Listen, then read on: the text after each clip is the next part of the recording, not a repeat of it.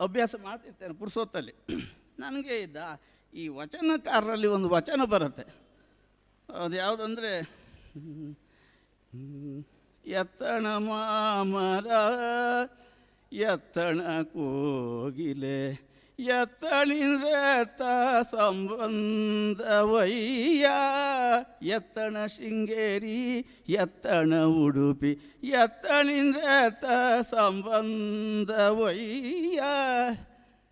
ಇದು ಅಲ್ಲಮ ಪ್ರಭು ವಚನದಲ್ಲಿ ಬರೋದು. ನಾನು ಯಾಕೆ ಇದನ್ನ ಹೇಳ್ತೇನೆ ಅಂದರೆ, ಶುದ್ಧ ಸಾವೇರಿಗೆ ಇದಕ್ಕೂ ಭಾಳ ಹತ್ತಿರ ಸಂಬಂಧ ಉಂಟು. ಎತ್ತಣಿಂದೆತ್ತ ಸಂಬಂಧವಯ್ಯ, ಮಿತ್ರೆ ಕಟಕಿಯ ನುಡಿಯ ಕೇಳುತ್ತಗ, ಬೆಟ್ಟದ ನೆಲ್ಲಿಕಾಯಿ ಸಮುದ್ರದೊಳಗಣ ಉಪ್ಪು, ಮಿತ್ರೆ ಕಟಕಿಯ ನುಡಿಯ ಕೇಳುತ್ತಾ ಚಿತ್ತದೊಳು ಸಂತೋಷವ ತಾಳುತ್ತ, ಸಮುದ್ರದೊಳಗಣ ಉಪ್ಪು ಎತ್ತಣಿಂದೆತ್ತ ಸಂಬಂಧ ವಯ್ಯ. ಯಕ್ಷಗಾನವೇ ಬೇರೆ, ಸಂಗೀತವೇ ಬೇರೆ, ಭಾವಗೀತೆ ಬೇರೆ. ದಯವಿಟ್ಟು ಮಿಕ್ಸ್ ಮಾಡಬೇಡಿ ಅಂತ ಹೇಳೋದು ನಾನು. ನಾವ್ರಿಗಾಗತ್ತೆ ಯಕ್ಷಗಾನ ಚೌಕಟ್ಟಿಗೆ ರಾಗ ತರ್ತಾರೆ ನಾವು.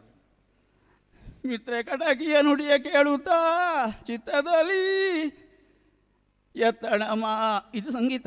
ಯಕ್ಷಗಾನ ತಗೊಳ್ಳೋದೇ ಮೇಲಿನ ಚರ್ಚದಲ್ಲಿ. ಯಕ್ಷಗಾನ ಹಾಗೆ, ಯಾಕಂದ್ರೆ ಮೊದಲು ಪುಂಗಿದ್ದಿತ್ತು, ಭಾಳ ಹಿಂದೆ. ಈಗ ಶ್ರುತಿ ಬಾಕ್ಸು ಅಲ್ಲಿ ತಗೊಳ್ಬೇಕು. ಆಮೇಲೆ ಮೋಹನ ರಾಗ, ಸರಿಗ ಪದ ಸದ ಪಗರಿ ಸ ತದರಿ. ಇದು ಸಂಗೀತದಲ್ಲಿ ಬರುವ ಛಾಯೆ. ನಾಡು ನೀಲಗಗನ ಹಾಕಿದಾಗ ದೊಡ್ಡ ಗೊಂದಲ ಆಯಿತು. ಗೊತ್ತಿರ್ಬೋದು ಇಲ್ಲಿದ್ದ ಗಣ್ಯರಿಗೆಲ್ಲ. ನೀಲಗಗನ ಹಾಡನ್ನು ದಾಸರ ಹಾಡಾಗಿ ಹಾಡೋದುಂಟು. ನೀಲಗಗನದೋಳು ಮೇಘಗಳ ಕಂಡಾಗಲೇ ನಲಿಯೂತ ನವಿಲು ಕುಣಿಯುತ್ತಿದೆ ನೋಡ ನೋಡ ಉಂಟಿದು. ನಾ ಕೇಳಿದ್ದೆ, ಇದೇ ಮೌನ ರಾಗ ಅದೇ ಪದ್ಯಕ್ಕೆ ನಾವ್ರು ಯಕ್ಷಗಾನದಲ್ಲಿ ಬಳಸಿದಾಗ ಅದು ಹೊರಟೇ ಹೋಗಿಬಿಡ್ತು. ನಾವ್ರು ಮೋಹನ ರಾಗದಲ್ಲಿ ನೀಲಗಗನ ಹಾಡಿದ ಮೇಲೆ ಅದು ಯಾವುದೋ ಹೊರಟು ಹೋಗಿಬಿಡ್ತು. ಇದೇ ಅಧಿಕೃತ. ಇದು ಏನು ಮಾಡಿದರು, ನೀ ಅಲ್ಲಿ ತಗೊಂಡ್ರು ಅವರು.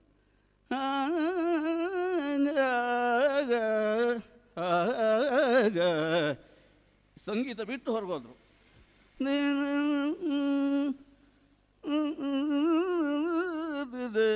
ಅದರ ನನ ನನ ನಾನ ನಾನ ಇದು ರಂಗಕ್ಕೆ ತಂದದ್ದು. ಯಾಕೆ? ಯಕ್ಷಗಾನ ಅನ್ನೋದು ಬರೀ ಹಾಡುವುದಲ್ಲ, ರಂಗಕ್ಕೆ ಪೂರಕವಾಗಿರಬೇಕು. ವೇಷ ಮಾಡುವವನಿಗೆ ಅಭಿನಯಕ್ಕೆ ಪೂರಕ ಆಗಿರಬೇಕು. ಆದ್ದರಿಂದ ಒದಕಬೇಕಾದಾಗೆ ನೋಡಿ. ಮುದ್ದಿಮಾವತಿ ನಿನ್ನೆ ಕಂದವರ ರಘುರಾಮ್ ಶೆಟ್ಟರ್ ನನ್ನ ಅಕಸ್ಮಾತ್ ಫೋನ್ ಮಾಡಿ ನನಗೆ ತುಂಬ ವರ್ಷದ ಮೇಲೆ. ಅವರು ಗೋವಿನ ಹಾಡು ಆ ಒಂದು ಪ್ರಸಂಗದಲ್ಲಿ ಬರುತ್ತೆ.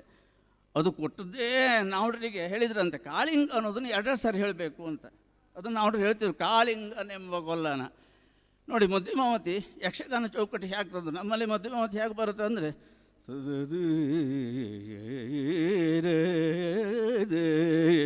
ತದರಿ ಗ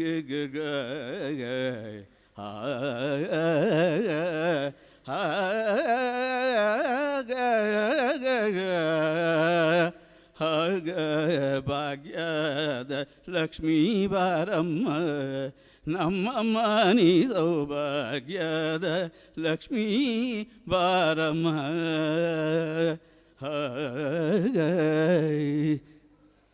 ಈ ಸಂಗೀತಕ್ಕಾಗತ್ತೆ, ಭಜನೆ ಗಡ್ಡಿಲ್ಲ. ನಾವ್ರು ಆ ಗೋವಿನ ಹಾಡಂತಂದರು, ತದರಿ ಒಂದು ಭಿನ್ನ ಹುಲಿಯೇ ಕೇಳು. ರಿದಮ್ ಏನು ಕೆಲಸ ಮಾಡುತ್ತಂದ್ರೆ ಭಾವನ ಹೊರಗೆ ಹಾಕ್ಲಿಕ್ಕೆ. ಭಾಗವತರಿಗೆಲ್ಲ ಗೊತ್ತುಂಟು. ನಾನು ಭಾಗವತಿ ಕಲಿತು ಬಿಟ್ಟವು ಅಷ್ಟೇ, ಈಗ ಹೋಗೋದಿಲ್ಲ. ಮೊದಲು ನಾವ್ರು ಹುಚ್ಚಿಡೋ ಭಾಗವತಿ ಕಲಿತ 3 ವರ್ಷ ಸಂಗೀತ ಕಲಿತ ಕಡೆ ಕರ್ನಾಟಕ ಸಂಗೀತ. ಅದರ ಆಧಾರದ ನಾನು 4 ಮಾತು ಹೇಳೋದು ಅಷ್ಟೇ. ರಿದಮ್ ಭಾಳ ಮುಖ್ಯ. ಒಂದು ಭಿನ್ನ ಹುಲಿಯೇ ಕೇಳು, ಕಂದನಿರುವನು ದೊಡ್ಡಿಯೊಳಗೆ ಒಂದು ನಿಮಿಷದಿ ಮೊಲೆಯ ನಿತ್ತು ಬಂದು ಸೇರುವೆ ನಿಲ್ಲಿಗೆ. ಹೇ ಯಕ್ಷಗಾನ ರಂಗಕ್ಕೆ ಸರಿಯಾಗಿ ಬಂತು. ನಾನು ಭಾವಗೀತೆಯನ್ನು ಯಕ್ಷಗಾನಕ್ಕೆ ಪ್ರಯೋಗಿಸೋಕ್ಕೆ ನಾನು ವಿರೋಧ ಇಲ್ಲ, ಬಳಸ್ಬೋದು. ಆದರೆ ಯಕ್ಷಗಾನ ಶೈಲಿ ಕೊಡಿ. ನಮ್ಮಲ್ಲಿ ಕವಿರಾಜ ಮಾರ್ಗ ಅಂತ ಒಂದು ಗ್ರಂಥ ಉಂಟು ಕನ್ನಡದಲ್ಲಿ, ಶ್ರೀ ವಿಜಯ ಬರೆದದ್ದು. ಅವ ಹೇಳ್ತಾನೆ, ಸಂಸ್ಕೃತವನ್ನು ಕನ್ನಡಕ್ಕೆ ತಗೊಳ್ಳುವಾಗ ಕನ್ನಡದ ಜಾಯಮಾನಕ್ಕೆ ನೀವು ಬದಲಾಯಿಸಿ ಅದು. ನಾನು ಕುವರ ಇದ್ರೆ ಕುಮಾರಮ್ಮ, ಕುಮಾರ ಇದ್ರೆ ಕುವರ ಅಂತ ಮಾಡ್ಕೊಳ್ಳಿ ಅಂತ. ಯಕ್ಷಗಾನಕ್ಕೆ ತರುವಾಗ ಯಕ್ಷಗಾನ ಚೌಕಟ್ಟು ತರಬೇಕು. ನೋಡಿ ರೇವತಿ ರಾಗ, ಆಗ ಇವರೆಲ್ಲ ಹಾಡಿದರು. ಮಧ್ಯಮಾವತಿಗೂ ರೇವತಿಗೂ ಬರೀ ವೃಷಭದಲ್ಲಿ ಮಾತ್ರ ವ್ಯತ್ಯಾಸ. ರೀ 1 ಅಂತ ಬಂದರೆ ಮಧ್ಯ ರೇವತಿ ಆಗುತ್ತೆ. ರೀ 2 ಇದು ರೀ ಸರಿ ಮಪ ನಿಸ ಸನಿಪ ಮರಿ ಸ. ಜೋಗದ ಸಿರಿ ಬೆಳಕಿನಲ್ಲಿ ತುಂಗೆಯ ತೆನೆ ಬಳುಕಿನಲ್ಲಿ ಸಹ್ಯಾದ್ರಿಯ ಲೋದದಿರ ಉತ್ತುಂಗದ ನುಲುಕಿನಲ್ಲಿ ನಿತ್ಯ ಹರಿದ್ವರ್ಣವನದ ತೇಗ ಗಂಧ ತರುಗಳಲ್ಲಿ ನಿತ್ಯೋತ್ಸವ ತಾಯ ನಿತ್ಯೋತ್ಸವ. ಯಕ್ಷಗಾನಕ್ಕೆ ನಾವು ತಂದ್ರೆ ಹೀಗೆ ಹೇಳಿಲ್ಲ. ತದರಿ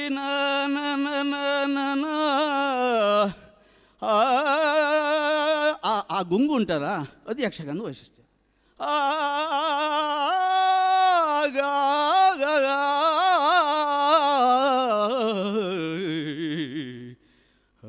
ಜೋಗದ ಸಿರಿ ಬೆಳಕಿನಲ್ಲಿ, ಇದು ಯಕ್ಷಗಾನದ ಆಗ್ತದ? ಜೋಗದ ಅವ ಕುಣ್ತಾನೆ, ಜೋಗದ ಸಿರಿ ಬೆಳಕು, ಜೋಗದ ಸಿರಿ ಬೆಳಕೆ. ಅಯ್ಯೋ ಮರ, ನಮ್ಮ ನನ್ನ ವಾರ್ಡನೆ ಹೋಗಿ ಹೋಯ್ತಲ್ಲಿ. ಇದು ಭಾಗವತನಿಗೆ ಗೊತ್ತಿರಬೇಕು. ನಾನು ಹೇಳೋದಿದ್ದೇನೆ, ಇದನ್ನು ಅವರು ರೂಢಿಸಿಕೊಂಡಿದ್ದು. ಇಂಥ ತುಂಬ ನಾನು ಅವ್ರನ್ನ ಗಮನಿಸಿದೆ. ತುಂಬ ಪ್ರಯೋಗಗಳಲ್ಲಿ ಅವ್ರದ್ದು ನೋಡಿ. ಸೌರಾಷ್ಟ್ರ ಅವರು ನನ್ನ ಹತ್ರ ಕೇಳಿದರು ಒಂದು ದಿವಸ, ರತಿರೇಖದ ಏನು ಬಳಸ್ತಾರೆ, ಮೊದಲ ನೋಟದಲ್ಲಿ ಎನ್ನ ಅದೆಂತೂ ನಂಗೆ ನಾನು ಕೇಳಿದಷ್ಟೇ. ನಾನು ಅದಕ್ಕೆ ಹೇಳಿದೆ, ಅದು ಎಂತ ಹೊಸ ರಾಗ ಅಂತ ನಾವು ಕೇಳಿದೆ. ಸೌರಾಷ್ಟ್ರ ಅಂದರು. ನಾನು ಮತ್ತೆ ನೋಡುವಾಗ ನಾನು ಸೌರಾಷ್ಟ್ರ ನಂಗೆ ಅದು ಸರಿ ಆಗೋದಿಲ್ಲ. ಅದು ಒಂದೊಂದು ಸಾರಿ ಚಕ್ರವಾಕಕ್ಕೆ ಹೋಗ್ತದೆ. ಕಾಡ ಬೆಳದಿಂಗಳು ಈ ಸಂಸಾರ ಕತ್ತಲೆ ಬೆಳದಿಂಗಳು ಮಾಡು ನೋಡು ಆಡುವುದು ಒಂದು ಮಾಡುವುದು ಇನ್ನೊಂದು ತನ್ನ ನಾನ ತಾನ ತನನ ತನನ ತಾಗ ಕಾಡ ಬೆಳದಿಂಗಳು. ಇರಲಿ, ಅದನ್ನು ಆಡೋದೊಂದು ವೈಶಿಷ್ಟ್ಯ. ಆದರೆ ರಂಗಕ್ಕೆ ತುಂಬಿ ಬಂತದು. ಅವರಿಗೆ ಆ ಕಂಠ ಇದ್ದಿತ್ತು. ನಾನು ಟೈಮ್ ಆಗ್ತಾ ಬಂತು, ನಂಗೆ 4 ಗಂಟೆ ಹೇಳಿದ್ದಾರೆ. 2 ಘಟನೆ ಹೇಳಿ ನಾನು ನಿಲ್ಲಿಸ್ತೇನೆ. 2 ಘಟನೆ. ಒಂದು, ಅದು ಯಾವ ಪ್ರಸಂಗ, ಯಾವ ವೇಷಧಾರಿ ಏನು ಬೇಡ. ನಾವುಡ್ರಿಗೆ ಈ ಸ್ಟೇಜಲ್ಲಿ ಭಾಗವತಿಕೆ ಮಾಡುವಾಗ ಆ ವೇಷ ಕರೆಕ್ಟ್ ಟೈಮಿಗೆ ಬರಬೇಕು. ಕೆಲವೊಮ್ಮೆ ವೇಷ ಬದಲಾಯಿಸ್ಕೊಂಡು ಬರಲಿಕ್ಕಿರ್ತದೆ. ಕೆಲವು ಟೈಮ್ ಗ್ಯಾಪ್ ಕೊಡ್ತಾರೆ, ಕೊಡಲಿಲ್ಲ ಅಂದರೆ ಮುಂದುವರ್ಸ್ಕೊಂಡು ಹೋಗ್ತಾರೆ. ಯಾವ ಪ್ರಸಂಗ ಯಾರು ಏನು ಹೇಳೋದಿಲ್ಲ ನಾನು, ಯಾಕಂದರೆ ನಾನು ಆಟದ ನೋಡಿದ್ದು. ವೇಷ ಬದಲಾಯಿಸ್ಕೊಳ್ರು ತಡ ಆಯಿತು. ನಾವೆಲ್ಲ ಕೂತ್ಕೊಂಡು ಆಟ ನೋಡ್ತಾ ಇತ್ತು. ತುಂಬ ಹೀಗಂತ ನಾವು ಹೀಗಂತ ಇದ್ರು. ನಮ್ಗೆ ಗೊತ್ತಾಯ್ತು, ಎಂತ ಇವ್ರಿಗೆ ಮೈ ಮೇಲೆ ಬರ್ತಾ ಉಂಟು ಅಂತ. ಸಿಟ್ಟು ರಪ್ಪ ತೆಗೆದು ಆ ಪಾತ್ರ ಬಂದರು ಬಿಟ್ಟರು, ಬೇರೆ ಮುಂದಿನ ದೃಶ್ಯಕ್ಕೆ ಹೋದರು. ಚೌಕಿಗೆ ಹೋದ್ಮೇಲೆ ಇದು ಗೊತ್ತಾಯ್ತು ನಮಗೆ. ಯಾಕಂತ ನಿಮಗೆ ತಾತಿಲ್ವಾ, ಎಷ್ಟು ಪ್ರಯೋಗ ಆಯಿತು ಈ ರೀತಿ. ಇನ್ನು ಲಾಸ್ಟಿಗೆ ನಾವು ಒಂದು ಕೆಲವು ಪದ ಇರುವಾಗ ಅವರು ಚೌಕಿಗೆ ಹೋಗ್ತಿದ್ರು. ಕಡೆಯವರೆಗಿರೋದು ಚೌಕಿಗೊಂದು ಬಹುಶಃ 4 ಸಂಗೀತಕಾರ ಬರ್ತಿದ್ರು. ನಾವೆಲ್ಲ ಅಷ್ಟೊತ್ತು ಚೌಕಿಗೆ ಹೋಗೋದು. ಎಂತ ಇಲ್ಲ, ನಾವು ಸುತ್ತ ನಿಂತ್ಕೊಳ್ಳೋದು ಅಷ್ಟೇ. ಅವ್ರು ಪ್ಯಾಂಟ್ ಹಾಕ್ಕೊಂಡು ಹೋಗೋದು HD ಬೈಕಲ್ಲಿ, ನಾವು ನೋಡೋದು ಅಷ್ಟೇ. ಯಾಕೆ ನಮ್ಮ ಹತ್ರ ಮಾತಾಡಲಿಕ್ಕೂ ಕೊಡೋದ್ರಾಗ ಅಷ್ಟು ಗೌರವ. ಆಗ ಈ ಸಂಗೀತ ಮಾಡಿ ಮುಕ್ತಾಯ ಹಾಡಿ, ಅದಂದರೆ ಹೀಗೆ ಬರಬೇಕಂತೆ, ಒಂದು ಪ್ರದಕ್ಷಿಣೆ ಹಾಕಿ ಕ್ರಮ ಅಂತ ಅದು. ಅವ ಏನು ಮಾಡ್ದ, ಇಲ್ಲಿ ಇಳ್ಕೊಂಡು ಹೀಗೆ ಬಂದ, ಹೀಗೆ ಚೌಕಿ ಹೋದ ಹಾಗೋಗ್ಬೇಕು. ಚೌಕಿಯಲ್ಲಿ ನಾವು ಬೈದರು ನೋಡಿ, ನೀವೆಲ್ಲ ಯಾವಾಗ ಕಲಿತೀರಿ ಮಾರಯ್ಯ. ಆಟ ನಾವೆಲ್ಲ ಆಡಿಸುವಾಗ ಕೂತ್ಕೊಂಡು ನಿದ್ರೆ ಮಾಡೋದಲ್ಲ, ಆಟ ಕಾಣುತ್ತೆ. ನಾವೆಲ್ಲ ಅಂತಿತ್ತು ಗುರುಗಳೊಟ್ಟಿಗೆ ಕೂತ್ಕೊಂಡು ಗೊತ್ತಿತ್ತಾ, ನಿದ್ರೆ ಮಾಡೋದು. ಇದೆಂತ ಇದು ಅಪ್ರದಕ್ಷಿಣೆ ಬರೋದು. ಇದು ನಾವ್ರ ಯಾವುದು ಆ ರಂಗ ಪದ್ಧತಿ ಆಗಿರಬೇಕು ಅಂತ. ಎಷ್ಟೋ ಸಾರಿ ಅವರು ಈ ಯಾವುದು ಸಂಗೀತಗಾರರ ಆದ್ಕೊಳ್ಳೆ ಬಂದು ಕೂತ್ಕೊಂಡದ್ದುಂಟು. ಒಂದು ಆಟದಲ್ಲಿ ಯಾರು ಮಿನಿಸ್ಟರ್ VIP ಗಳು ಬಂದಾಗ ಸಡನ್ನಾಗಿ ನಾವು ಯಜಮಾನರ ಕರೆದಾಗ ನಾವು ಬಂದು ಪದ್ಯ ಹೇಳಿ ಹೋಗಿದ್ದು. ನಾನು ಹೇಳೋದಿಲ್ಲ ಅಂತ ಹೇಳಲಿಲ್ಲ. ಸಾಲಿಗ್ರಾಮ ಮೇಳದಲ್ಲಿ ಮರ್ಯಪ್ಪಾಚಾರ್ಯ 2ನೇ ಭಾಗವತರಾಗಿದ್ದರು. ಫಸ್ಟ್ ನಾವ್ಡ್ರು ಬಂದಿದ್ದರು, ಆಮೇಲೆ ನಾವ್ಡ್ರು ದೊಡ್ಡ ಭಾಗವತರು ಆದದ್ದು, ಒಪ್ಕೊಂಡ್ರು. ಇನ್ನೊಂದು ನಾವ್ಡ್ರು ಒಳ್ಳೆಯ ಗುಣ, ತಿಳ್ಕೊಳ್ಬೇಕು ಅನ್ನೋ ಒಂದು ಕಾತರ. ಅದು ಅವ ಕಿರಿಯವನೇ ಆಗಲಿ. ಈಗ ನಾವೆಲ್ಲ ಎಂಥದ್ದು ಅಲ್ಲೇ ಆಗ್ತೀವಿ, ನಾವು ಸಂಗೀತದಲ್ಲಿ ಬದನೆಕಾಯಿ ಗೊತ್ತಿಲ್ಲ, ಒಟ್ಟು ಇತ್ತೀಚೆಗೆ ಒಂಚೂರು ಅಭ್ಯಾಸ ಮಾಡಿದಷ್ಟು. ಆದರೆ ನಾವ್ಡ್ರಿಗೆ ನಮ್ಮ ಹತ್ರ ಕೇಳಬೇಕು, ಆ ರಾಗ ಹೇಗೆ, ಈ ರಾಗ ನಮಗೆ ಗೊತ್ತಿದ್ದು ಹೇಳ್ತೇವೆ, ಅದು ಅವರ ದೊಡ್ಡತನ. ಆದ್ದರಿಂದ ನಾವ್ಡ್ರ ನನಗೆ ಭಾಳ ಆತ್ಮೀಯರು. ನನಗೆ ಮದುವೆ ಕೊಡು ಹುಡುಗಿ ಕೊಟ್ಟವರೆಲ್ಲ ಉಂಟು. ನಂಗೆ ಜಾಬ್ ಕೊಡಿ ಅಂತ ಅಕಡೆ ಮೇಲೆ ಅಟ್ರು ಕೊಟ್ಟವರು, ಅದೆಲ್ಲ ಅವರು ನನ್ನ ಸ್ನೇಹದ ಘಟನೆಗಳು.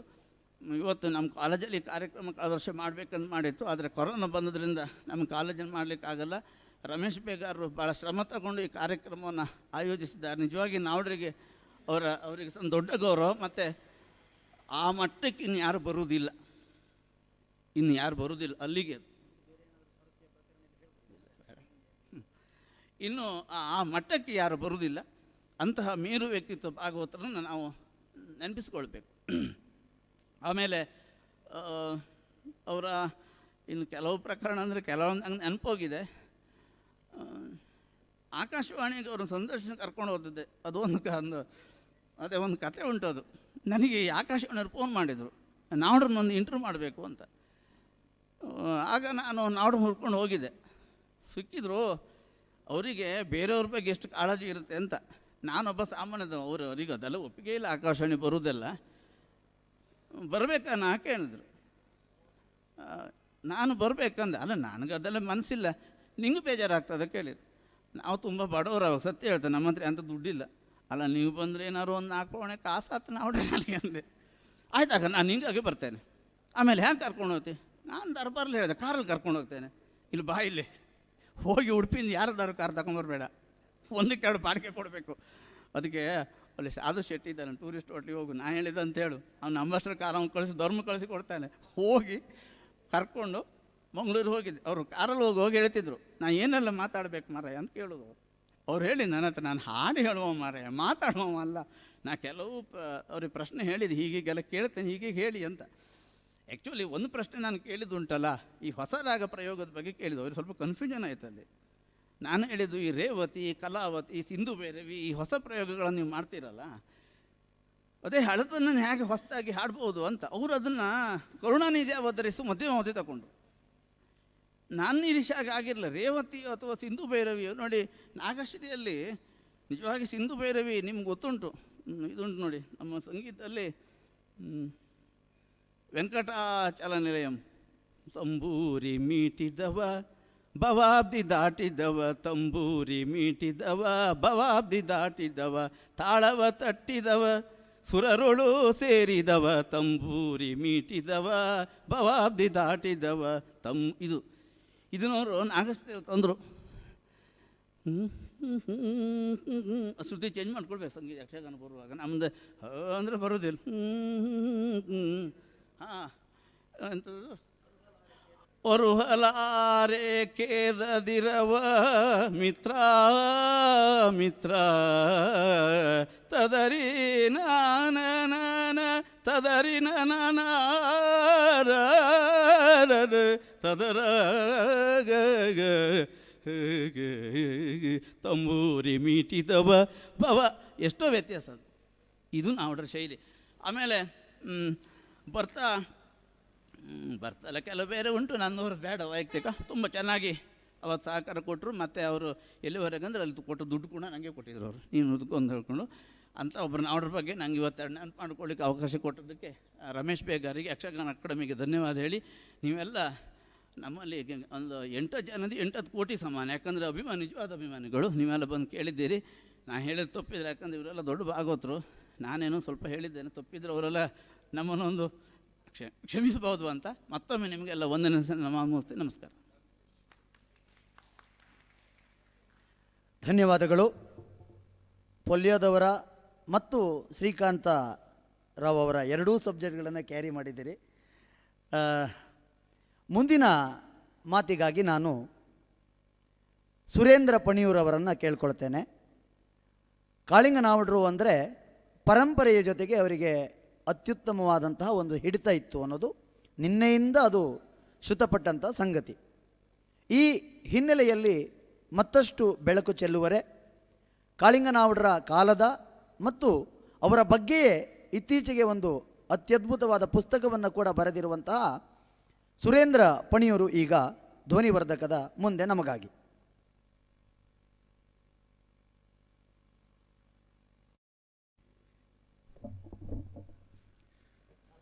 ವೇದಿಕೆಯ ಮೇಲಿದ್ದ ನನ್ನ ಸಹೃದಯ ಮಿತ್ರರೇ, ಕಾರ್ಯಕ್ರಮವನ್ನು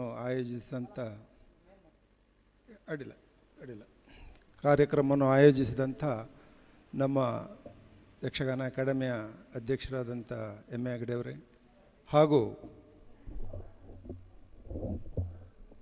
ಭಾರತೀ ತೀರ್ಥ ಸಾಂಸ್ಕೃತಿಕ ಟ್ರಸ್ಟ್ ಹಾಗೂ ಕಾಳಿಂಗನಾವುಡ ಸಾಂಸ್ಕೃತಿಕ ಟ್ರಸ್ಟ್ನ ಸಹಯೋಗದೊಂದಿಗೆ ಈ ನಡೆಯುವಂಥ ಕಾಳಿಂಗನಾವುಡ ವಿಚಾರಗೋಷ್ಠಿಯಲ್ಲಿ ನನ್ನನ್ನು ಪರಂಪರೆ ಹಾಗೂ ಕಾಳಿಂಗ ಎಂಬ ಸಬ್ಜೆಕ್ಟ್ ಮೇಲೆ ಮಾತಾಡಲಿಕ್ಕೆ ರಮೇಶ್ ಬೇಗರ್ರವರು ಆಹ್ವಾನಿಸಿದಾಗ ಒಂದು ನಮೂನೆ ಅಳುಕಾಯ್ತು ನನಗೆ. ನಾವುಡ್ರ ಪರಂಪರೆ ಬಗ್ಗೆ ನಾವು ಮಾತಾಡಬೇಕಾದ್ರೆ ನಾವು ಅದನ್ನು ಆಚರಣೆಯಲ್ಲಿ ಎಷ್ಟು ಇಟ್ಟುಕೊಂಡಿದ್ದೇವೆ, ನಮಗೇನು ಗೊತ್ತುಂಟು ಎಂಬುದು ಸ್ವಲ್ಪ ಜಿಜ್ಞಾಸೆಗೊಳಪಡುವಂಥ ವಿಚಾರವಾಗಿ.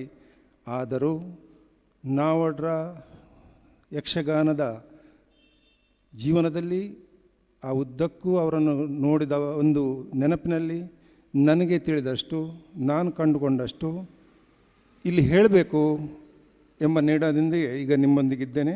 ನಿಮಗೆಲ್ಲರಿಗೂ ಹೃತ್ಪೂರ್ವಕವಾಗಿ ನಮಿಸ್ತಾ, ಯಕ್ಷಗಾನ ಕಲೆಯನ್ನು ನಾವು ಎಲ್ಲಿಂದ ಶುರು ಮಾಡಬೇಕು, ಈ ಬಹಳ ಮಹತ್ತರವಾದ ವಿಷಯದಲ್ಲಿ ನಾವು ಒಂದಷ್ಟು ಯಕ್ಷಗಾನದ ಬಗ್ಗೆ ನೋಡಿಕೊಂಡು ನಾವುಡ್ರು ಏನು ಅನುಸರಿಸಿದ್ದಾರೆ, ಪ್ರತಿಪಾದಿಸಿದ್ದಾರೆ ಎಂಬುದನ್ನು ನೋಡುವ ಅಗತ್ಯ ಇದೆ.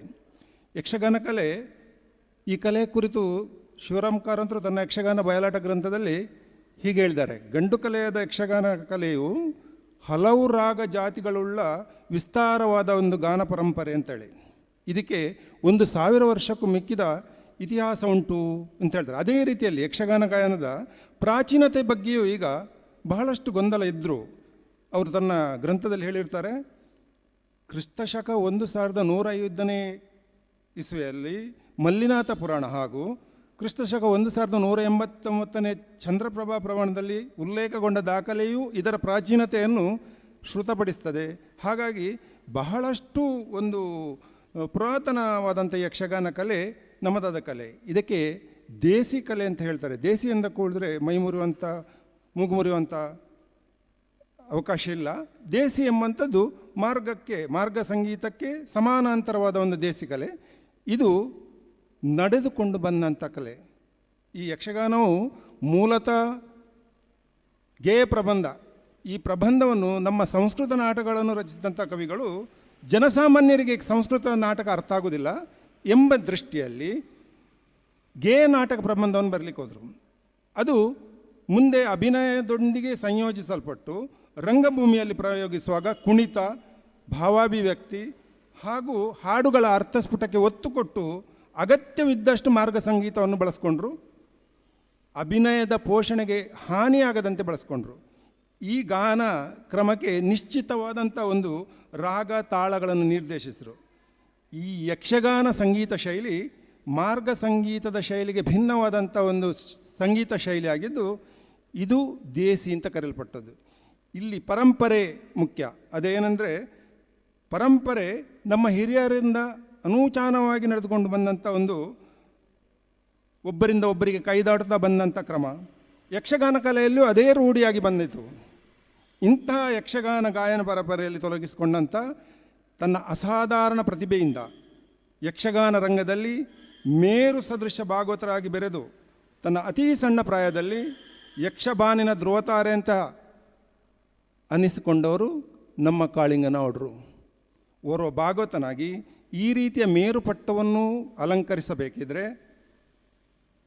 ಆತನಿಗೆ ಪೂರ್ವ ಸಂಸ್ಕಾರ ಹಾಗೂ ಅಧ್ಯಯನ, ಶ್ರದ್ಧೆ, ಪರಿಶ್ರಮ ಎಲ್ಲವೂ ಬೇಕು. ಇದೆಲ್ಲವೂ ನಾವುಡ್ರಲ್ಲಿತ್ತು. ಇದೆಲ್ಲರ ಜೊತೆಗೆ ನಾವುಡ್ರಿಗೆ ಅತ್ಯದ್ಭುತವಾದ ಕಂಠಸಿರಿತ್ತು, ಸುಂದರ ಶರೀರ ಇತ್ತು, ಆಕರ್ಷಕವಾದಂಥ ನಿಲುವಿತ್ತು. ಇದೆಲ್ಲ ಅವರಿಗೆ ದೇವರಿಂದ ದೊರೆತಂಥ ದತ್ತವಾಗಿ ದೊರೆತದಂಥ ವಿಶೇಷತೆಗಳು ಇದೆಲ್ಲವನ್ನು ಆಧರಿಸಿ ಕಾಳಿಂಗ ನಾವಡ್ರ ಭಾಗವತಿಗೆಯಲ್ಲಿ ಪರಂಪರೆಯನ್ನು ಸಮೀಕರಿಸಿ ನೋಡುವದಿದ್ದರೆ ಕುಂಜಾಲು ಶೈಲಿಯ ಶ್ರೇಷ್ಠ ಭಾಗವತರಾದಂಥ ಗುಣ್ಮಿ ರಾಮಚಂದ್ರ ನಾವಡ್ರ ಸುಪುತ್ರನಾಗಿ ಜನಿಸಿ ಇವರಿಗೆ ಜನಿಸಿದಂಥ ಇವರಿಗೆ ಯಕ್ಷಗಾನ ಸಂಸ್ಕಾರ ಹುಟ್ಟಿನಿಂದಲೇ ಬಂದಿತ್ತು. ಇದು ಅತ್ಯಧಿಕ ಮೌಲ್ಯಯುತವಾದಂಥ ಒಂದು ವಿಷಯ. ಇನ್ನು ಅವರ ಯಕ್ಷಗಾನ ಅಧ್ಯಯನ ಅಲ್ಲಿ ಕೂಡ ನಾವಡ್ರ ಪ್ರಾಥಮಿಕ ಹಂತದ ಯಕ್ಷಗಾನ ಅಧ್ಯಯನ ಈ 4 ವರ್ಷದ ಪಾಠವು ಯಕ್ಷಗಾನ ಕ್ಷೇತ್ರದಲ್ಲಿ ಮಾರ್ವಿ ಶೈಲಿಯಲ್ಲಿ ಪ್ರಾಚಾರ್ಯರೆನಿಸಿಕೊಂಡಂಥ ನಾರಣಪ್ಪ ಉಪ್ಪೂರರಿಂದ ಅವರಿಗೆ ಪ್ರಾಥಮಿಕ ಪಾಠ ಆದದ್ದು. ಇದು ಒಬ್ಬ ಭಾಗವತ ರಂಗದಲ್ಲಿ ತನ್ನನ್ನು ತಾನು ಕಟ್ಟಿಕೊಳ್ಳಲಿಕ್ಕೆ, ಪರಂಪರಾಗತ ಭಾಗವತನಾಗಿ ಹೊರಹೊಮ್ಮಲಿಕ್ಕೆ ಭದ್ರ ಬುನಾದಿ ಒದಗಿಸಿತು ಅಂತ ಹೇಳ್ತೇನೆ ನಾನು. ಪರಂಪರೆಯ ಪ್ರಸಂಗಗಳನ್ನು ಆಡಿಸುವಾಗ ಪ್ರತಿಯೊಂದು ಪ್ರಸಂಗಕ್ಕೆ ಅದರದ್ದೇ ಆದ ನಡೆಗಳುಂಟು. ಒಬ್ಬ ಭಾಗವತನಾದವ ತಾನು ವೈಯಕ್ತಿಕವಾಗಿ ತನಗೆ ಬೇಕಾದಾಗೆ ವ್ಯವಹರಿಸೋ ಹಾಗಿಲ್ಲ. ಅದೊಂದು ಸಮೂಹ ಕಲೆ, ಸಮೂಹದೊಟ್ಟಿಗೆ ಹೊರಹೊಮ್ಮುವಂಥ ಒಂದು ಸಮಷ್ಟಿ ಕಲೆ. ಹಾಗಾಗಿ ನಮ್ಮ ಹಿರಿಯರು ಪರಂಪರೆಯಲ್ಲಿ ಅದಕ್ಕೆ ಬೇಕಾದ ನಡೆಗಳನ್ನು ಮಾಡಿಟ್ಟಿದ್ದಾರೆ. ಈ ಎಲ್ಲ ನಡೆಗಳನ್ನು ಉಪ್ಪೂರಿಂದ ಹೇಳಿಸ್ಕೊಂಡಂಥ ನಾವಡ್ರು ಪ್ರತಿಯೊಂದು ಪದದ ಲಯ, ರಾಗ, ಜಾತಿ, ಗಮಕ ದಾಟಿ ಅನುಭವವನ್ನು ಸ್ವಯಂ ಪಡೆದು ಅದನ್ನು ಪುನಃ ಸ್ಫುಟವಾಗಿ ಪಡೆದುಕೊಂಡದ್ದು ತನ್ನ ತಂದೆಯಿಂದ.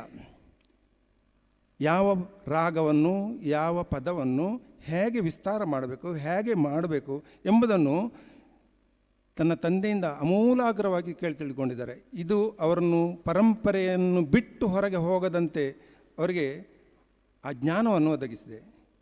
ಇನ್ನು ನಾವಡ್ರು ತನ್ನ ಭಾಗವತಿಕೆಯಲ್ಲಿ ಮೌಲ್ಯಗಳನ್ನು ಕಾಪಾಡಿಕೊಂಡುದರ ಬಗ್ಗೆ ನೋಡೋದಿದ್ರೆ, ಪರಂಪರೆಯಲ್ಲಿ ಯಕ್ಷಗಾನ ಪದಗಳನ್ನು ಸೊಲ್ಲುಗಳನ್ನಾಗಿ ಶಬ್ದ ವಿಂಗಡಿಸಿ ಹೇಳುವಂಥ ಕ್ರಮ ಇರಲಿಲ್ಲ. ಅದು ಗೇಯ ಪಾಠವಾಗಿ ಕುಣಿತಕ್ಕೆ ಆ ಪದವನ್ನು ಜೊತೆಯಾಗಿ ಜೋಡಿಸಿಕೊಂಡು ಒಂದೆರಡು ಸಲಕ್ಕೆ ಹೇಳಿಕೊಂಡು ಮುಕ್ತಾಯ ಆಗುವಂಥದ್ದು ಕ್ರಮ ಪರಂಪರೆಯಲ್ಲಿ ಬಂದದ್ದು. ಆನಂತರ ನಾವಡ್ರು ಅದೇ ಶೈಲಿ ಹಾಡುವ ಜೊತೆಗೆ ಅವರ ಗುರುಗಳು ಮತ್ತು ಅವರು ಸೇರಿ ಆವಿಷ್ಕಾರ ಮಾಡಿದಂಥ ಚಾಲು ಕುಣಿತವನ್ನು ಸಹ ಬಹಳ ಬದ್ಧತೆಯಲ್ಲಿ ಬಳಸ್ಕೊಳ್ತಿದ್ರು ಅವರು. ಈಗ ಏನು ನಾವು ಕಾಣ್ತಿದ್ದೇವೆ, ಒಂದು ಅರ್ಧ ಗಂಟೆ ಕುಣಿಯೋದು, ಆನಂತರ ದಣಿದು ಒಂದೆರಡು ಮಾತಾಡೋದು, ತಾನು ಏನು ಕುಣಿತಿದ್ದೇನೆ ಎಂಬುದರ ಸ್ಥಾಯಿ ಭಾವ ತಿಳಿಯದೆ ಕುಣಿಯುವಂಥ ಕ್ರಮಗಳನ್ನು ಖಂಡಿತ ನಾವಡ್ರು ಉತ್ತೇಜಿಸಲಿಲ್ಲ, ತನ್ನ ಭಾಗವತಿಕೆಯಲ್ಲಿ ಅದನ್ನು ಬಳಸ್ಕೊಳ್ಳಿಲ್ಲ. ಇನ್ನು ಪೌರಾಣಿಕ ಪ್ರಸಂಗಗಳ ರಾಗ ಬಳಕೆಯಲ್ಲಿ ಕುಂಜಾಲು ಪರಂಪರೆಯಿಂದ ಬಂದಂಥ ರಾಗ ಜಾತಿಗಳನ್ನು ಅವರು ಅನುಸರಿಸ್ತಿದ್ರು. ಅದನ್ನು ಎಲ್ಲಿಯೂ ಬದಲು ಮಾಡಲಿಕ್ಕೆ ಹೋಗ್ತಿರಲಿಲ್ಲ. ಈ ಬಗ್ಗೆ ಹಿರಿಯ ಕಲಾವಿದರಾದ ನೀಲಾವರದವರು, ಕೋಟ ಮಾಬಲ್ಕಾರಂತರು, ಜಾನ್ವಾರ್ ಕಟ್ಟೆಯವರು, ನರಸಿಂಹದಾಸರನ್ನು ಅವರ ಅನುಭವವನ್ನು ಇವರು ಬಹಳಷ್ಟು ಪಡೆದುಕೊಂಡು ಅನುಸರಿಸ್ತಿದ್ರು, ಗೌರವಿಸ್ತಿದ್ರು. ಜಾನ್ವಾರ್ ಕಟ್ಟೆಯವರ ಕೆಲವೊಂದು ಪದಗಳನ್ನು ಯಥಾವತ್ತಾಗಿ ಆ ಜಾತಿ ರಾಗವನ್ನು ನಾವಡ್ರು ಹಾಡಿ ತೋರಿಸ್ತಿದ್ರು. ಇದು ಪರಂಪರೆಯನ್ನು ಉಳಿಸುವಲ್ಲಿ ಮಹತ್ತರವಾದ ಒಂದು ಹೆಜ್ಜೆ ನಾವಡ್ರದ್ದು. ಜೊತೆಗೆ ತನ್ನ ತಂದೆಯಿಂದಲೂ ಏನು ತಾನು ಕಲ್ತಿದ್ದೇನೆ ಅದನ್ನು ಯಥಾವತ್ತಾಗಿ ಅನುಸರಿಸ್ಕೊಂಡು ಬಂದಿದ್ದರು. ಇದೆಲ್ಲವೂ ಕುಂಜಾಲು ಶೈಲಿಯ ಪರಂಪರೆಯ ಪದಗಳು. ಇಲ್ಲಿ ಆ ಪದಗಳು ಪ್ರತಿಯೊಂದು ಪ್ರಸಂಗಗಳ ಪ್ರತಿಯೊಂದು ಪದಕ್ಕೆ ನಿರ್ದಿಷ್ಟವಾದಂಥ ರಾಗ ಜಾತಿಯನ್ನು ಸಿದ್ಧಗೊಳಿಸಿಟ್ಟದ್ದನ್ನು ಬದಲು ಮಾಡುವಂಥ ಕ್ರಮಕ್ಕೆ ನಾವಡ್ರು ಯಾವತ್ತೂ ಮುಂದೆ ಹೋಗಲಿಲ್ಲ. ರಂಗ ನಿರ್ದೇಶಕರಾಗಿ ಪ್ರಬುದ್ಧರಾಗಲು ಕಾರಣವೇ ಉಪ್ಪೂರ್ರ ಜೊತೆಗೆ 4 ವರ್ಷಗಳ ಅವರ ಒಡನಾಟ ರಂಗದಲ್ಲಿ ಯಾವ ವೇಷವನ್ನು ವಿಸ್ತಾರ ಮಾಡಬೇಕು, ಯಾವ ಸನ್ನಿವೇಶವನ್ನು ವಿಸ್ತರಿಸಬೇಕು, ಒಬ್ಬನನ್ನು ಹೇಗೆ ಕುಣಿಸಬೇಕು, ಒಬ್ಬನ ವಾಚಿಕಕ್ಕೆ ಎಷ್ಟು ವಿಸ್ತಾರವನ್ನು ಕೊಡಬೇಕು ಎಂಬುದರ ಪರಿಪೂರ್ಣ ಜ್ಞಾನ ಇತ್ತು. ಅದರ ಜೊತೆಗೆ ಅವರು ಕಡತೋಕ ಮಂಜು ಭಾಗವತರನ್ನು ಬಹಳಷ್ಟು ಇಷ್ಟಪಡ್ತಿದ್ರು. ರಂಗದಲ್ಲಿ ಕಡತೋಕ ಮಂಜುನಾಥ ಭಾಗವತರು ಬಹಳಷ್ಟು ತಂತ್ರಗಳನ್ನು ಬಳಸಿದವರು. ಪ್ರಪ್ರಥಮವಾಗಿ ಈ ರಂಗತಂತ್ರವನ್ನು ನಾವೊಡ್ರು ಬಳಸಿಕೊಂಡು ಒಬ್ಬ ಪ್ರಬುದ್ಧ ರಂಗ ನಿರ್ದೇಶಕರಾಗಿ ಮಾರ್ಪಾಡುಗೊಂಡದ್ದು ಇತಿಹಾಸ. ಇವರ ಭಾಗವತಿಕೆಯಲ್ಲಿ ಪರಂಪರೆಯ ಯಕ್ಷಗಾನ ಪೌರಾಣಿಕ ಪ್ರಸಂಗಗಳು ಬಹಳಷ್ಟು ಪ್ರದರ್ಶನಗೊಂಡಿದ್ದವು. 80ರ ದಶಕದಲ್ಲಿ ಇವರ ಭಾಗವತಿಕೆಯಲ್ಲಿ ಅದ್ಭುತವಾಗಿ ಹೊಸ ಪ್ರಸಂಗಗಳು ಪ್ರದರ್ಶನಗೊಂಡರು. ಆದರೆ ನಾವಡ್ರು ಅಷ್ಟೇ ಕಾಳಜಿಯನ್ನು ಪೌರಾಣಿಕ ಪ್ರಸಂಗಗಳನ್ನು ಪ್ರದರ್ಶಿಸುವಲ್ಲಿ ತೋರಿಸಿದ್ದಾರೆ. ಆವಾಗ ಡೇರೆ ಮೇಳಗಳಲ್ಲಿ ಪ್ರದರ್ಶನಗೊಂಡಂಥ ಪ್ರಸಂಗಗಳ ಪಟ್ಟಿಯೇ ಬಹಳಷ್ಟುಂಟು. ಪಟ್ಟಾಭಿಷೇಕ, ಲವಕುಶ ಕಾಳಗ, ಭೀಷ್ಮ ವಿಜಯ, ಭೀಷ್ಮ ಪರ್ವ, ದ್ರೌಪದಿ ಪ್ರತಾಪ, ಸುಭದ್ರ ಕಲ್ಯಾಣ, ಕರ್ಣಾರ್ಜುನ, ಗದಾಯುದ್ಧ, ಶಶಿಪ್ರಭರಣೆ, ಕೃಷ್ಣಾರ್ಜುನ ಕಾಳಗ, ಅಭಿಮನ್ಯು ಕಾಳಗ, ತಾಮ್ರಧ್ವಜ ಕಾಳಗ, ರುಕ್ಮಾಂಗದ ಚರಿತ್ರೆ, ಭೀಷ್ಮೋತ್ಪತ್ತಿ, ಕಾರ್ತವೀರ್ಯ, ರಾವಣವಧೆ, ವಾಲಿವಧೆ, ಚೂಡಾಮಣಿ, ರಾಮಾಂಜನೇಯ ಎಲ್ಲ ಪ್ರಸಂಗಗಳನ್ನು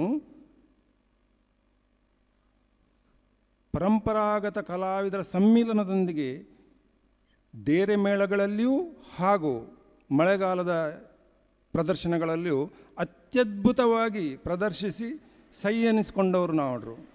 ಎಲ್ಲಿ ತನಕ ಆಯಿತು ಅಂತ ಹೇಳಿದ್ರೆ, ಈ ಪ್ರಸಂಗಗಳನ್ನು ನೋಡಲಿಕ್ಕೆ ಮಲೆನಾಡ ಪ್ರಾಂತ್ಯದಿಂದ, ಉತ್ತರ ಕನ್ನಡದಿಂದ, ಎಲ್ಲ ಕಡೆಯಿಂದಲೂ ಮೈಲುಗಟ್ಟಲೆ ದೂರವನ್ನು ಸವಿಸಿ ಈ ಪ್ರಸಂಗಗಳನ್ನು ನೋಡಬೇಕು ಅಂತ ಹೇಳಿ ಬಂದ ಪ್ರೇಕ್ಷಕರ ಸಂಖ್ಯೆ ಅಸಾಧಾರಣವಾಗಿ ಹಿಗ್ಗಿತು.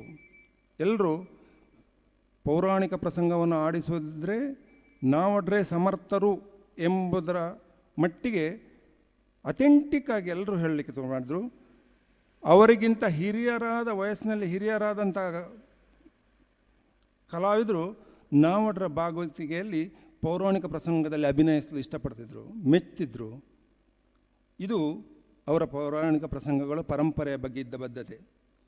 ಇನ್ನು ಇವರ ಕಂಠದಿಂದ ಮೊಳಗಿದ ಪ್ರಸಂಗಗಳ, ಈ ಪೌರಾಣಿಕ ಪ್ರಸಂಗಗಳ ಪದಗಳಿಗೆ ಪ್ರೇಕ್ಷಕರ ಮನಸ್ಸಿನಲ್ಲಿ ಇವತ್ತಿಗೂ ನಿತ್ಯ ನೂತನವಾಗಿದೆ.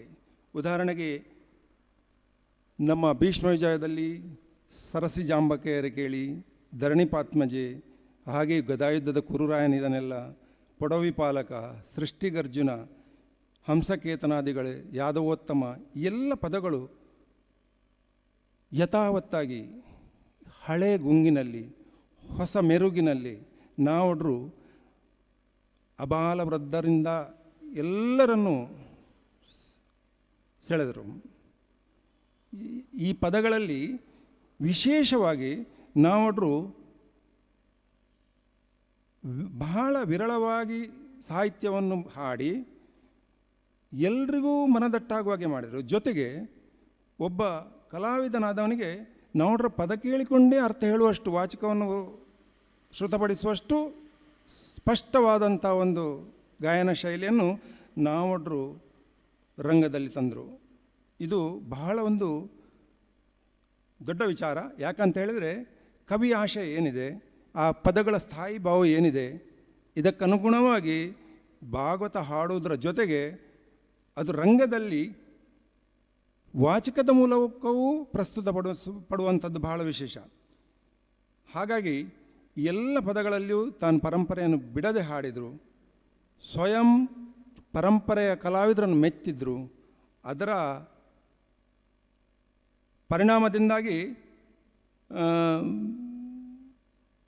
ಮಹಾಬಲೇಗಡೆಯವರ ಭೀಷ್ಮ ಆಗಲಿ, ಐರೋಡಿಯವರ ಕರ್ಣ ಆಗಲಿ, ಅರಾಟೆಯವರ ದ್ರೌಪದಿ ಆಗಲಿ, ಕೋಟವೈಕುಂಠನವರ ಸುಭದ್ರೆ ಆಗಲಿ, ಎಲ್ಲ ವೇಷಗಳು ರಂಗದಲ್ಲಿ ಅತ್ಯದ್ಭುತವಾಗಿ ಮೂಡಿಬಂತು.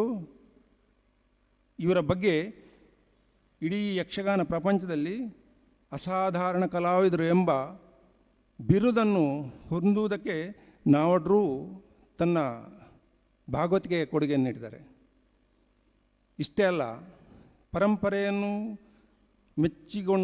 ನೆಚ್ಚಿಕೊಂಡಂಥ ನಾವಡ್ರು ಹೊಸ ಪ್ರಸಂಗಗಳಲ್ಲೂ ಪರಂಪರಾಗತ ವೇಷಗಳನ್ನು ತರುವಲ್ಲಿ ಭಾಳಷ್ಟು ಶ್ರಮಪಟ್ಟಿದ್ದಾರೆ.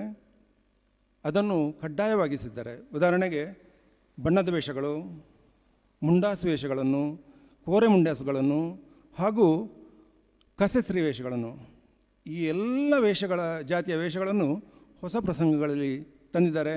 ಅದಕ್ಕೆ ಉದಾಹರಣೆ ನಾಗಶ್ರೀಯಲ್ಲಿ ನಾಗಶ್ರೀ ಪಾತ್ರ ಕಸೆ ವೇಷವಾಗಿ ಮೂಡಿಬಂದದ್ದು.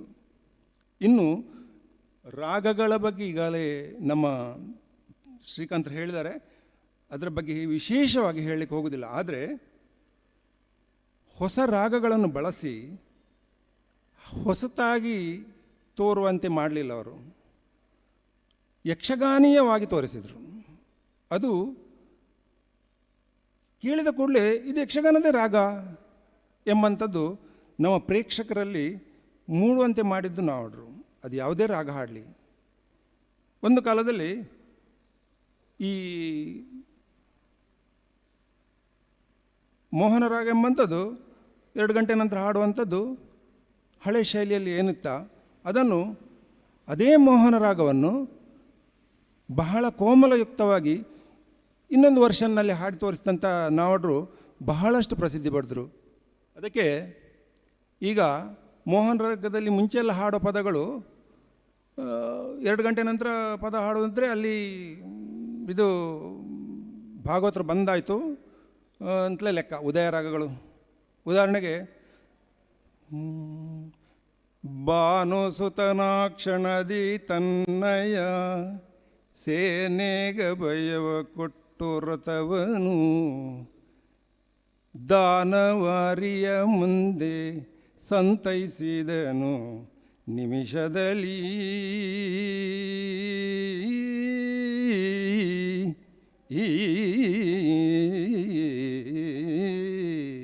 ಇದು ಪರಂಪರಾಗತ ಮೋಹನ.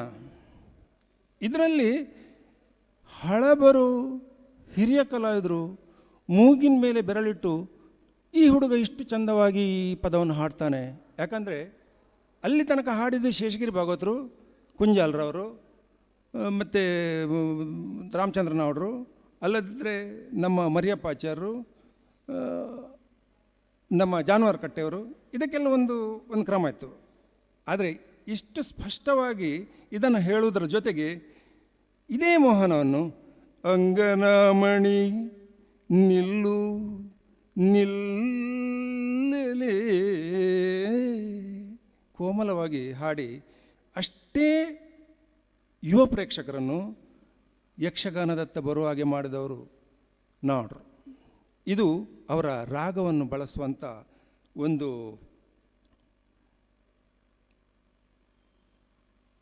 ಬದ್ಧತೆ, ಜೊತೆಗೆ ಆ ಜಾಣ್ಮೆ, ಎಲ್ಲಿಯೂ ಅದು ಜಾರದ ಹಾಗೆ. ಶ್ರೀಕಾಂತರು ಹೇಳಿದ ಹಾಗೆ ಸಂಗೀತ ಯಕ್ಷಗಾನದಲ್ಲಿ ಅಲ್ಲ, ಯಕ್ಷಗಾನದಲ್ಲಿ ಸಂಗೀತ ಎಂಬ ನಿಲುವಿಗೆ ಬದ್ಧತೆಯನ್ನು ಹೊಂದಿದರು. ಇನ್ನು ನಾವಡ್ರಲ್ಲಿ ಒಂದು ವಿಶೇಷವಾದ ಕಾಕು ಇತ್ತು. ಈ ಕಾಕು ಅಂತ ಹೇಳುವಂಥದ್ದು ಭಾಗವತನಿಗೆ ಬದಲಾಗಿ ಹೋಗುವಂಥದ್ದು. ಅಲ್ಲಿ ಒಂದು ಸಣ್ಣ ಉದಾಹರಣೆ ಕೊಡ್ತೇನೆ. ಕರ್ಣಾನ ಬಂಡಿಯನು, ಇದು ಪರಂಪರೆಯಲ್ಲಿ ಬಂದ ಶೈಲಿ. ಅದನ್ನೇ 2 ನಮನೆ ಹಾಡೋದು. ಕರ್ಣಾನ ಬಂಡಿಯನು, ಇದು ಒಂದು ಶೈಲಿ. ನಾವಡ್ರು ಅದನ್ನೇ ಜಾನುವಾರು ಕಟ್ಟೆಯವರ ಕಾಕುವನ್ನು ಬಳಸ್ತಿದ್ರು. ಕರ್ಣಾನ ಬಂಡಿಯನು, ಇಲ್ಲಿ ಆ ಕಾಕುಗಳಲ್ಲಿ ಶಲ್ಯನನ್ನು ಜರಿಯುವಂಥ ವ್ಯಂಗ್ಯತ್ತು. ಈ ಸ್ಥಾಯಿ ಭಾವನ ಅರ್ಥ ಮಾಡಿಕೊಳ್ಳುವಲ್ಲಿ ಭಾಗವತನಾದವನಿಗೆ ಬಹಳಷ್ಟು ಅನುಭವ ಬೇಕು. ಆ ಶಬ್ದಗಳು ಏನು ಹೇಳ್ತವೆ ಅಂತ ಹೇಳುವಂಥದ್ದು ಆ ಧ್ವನಿಯಲ್ಲಿ ಮೂಡಿ ಬರುವಂಥದ್ದೇ ಕಾಕು. ಅದನ್ನು ನಾವು ಸಮರ್ಥವಾಗಿ ಬಳಸ್ತಿದ್ರು.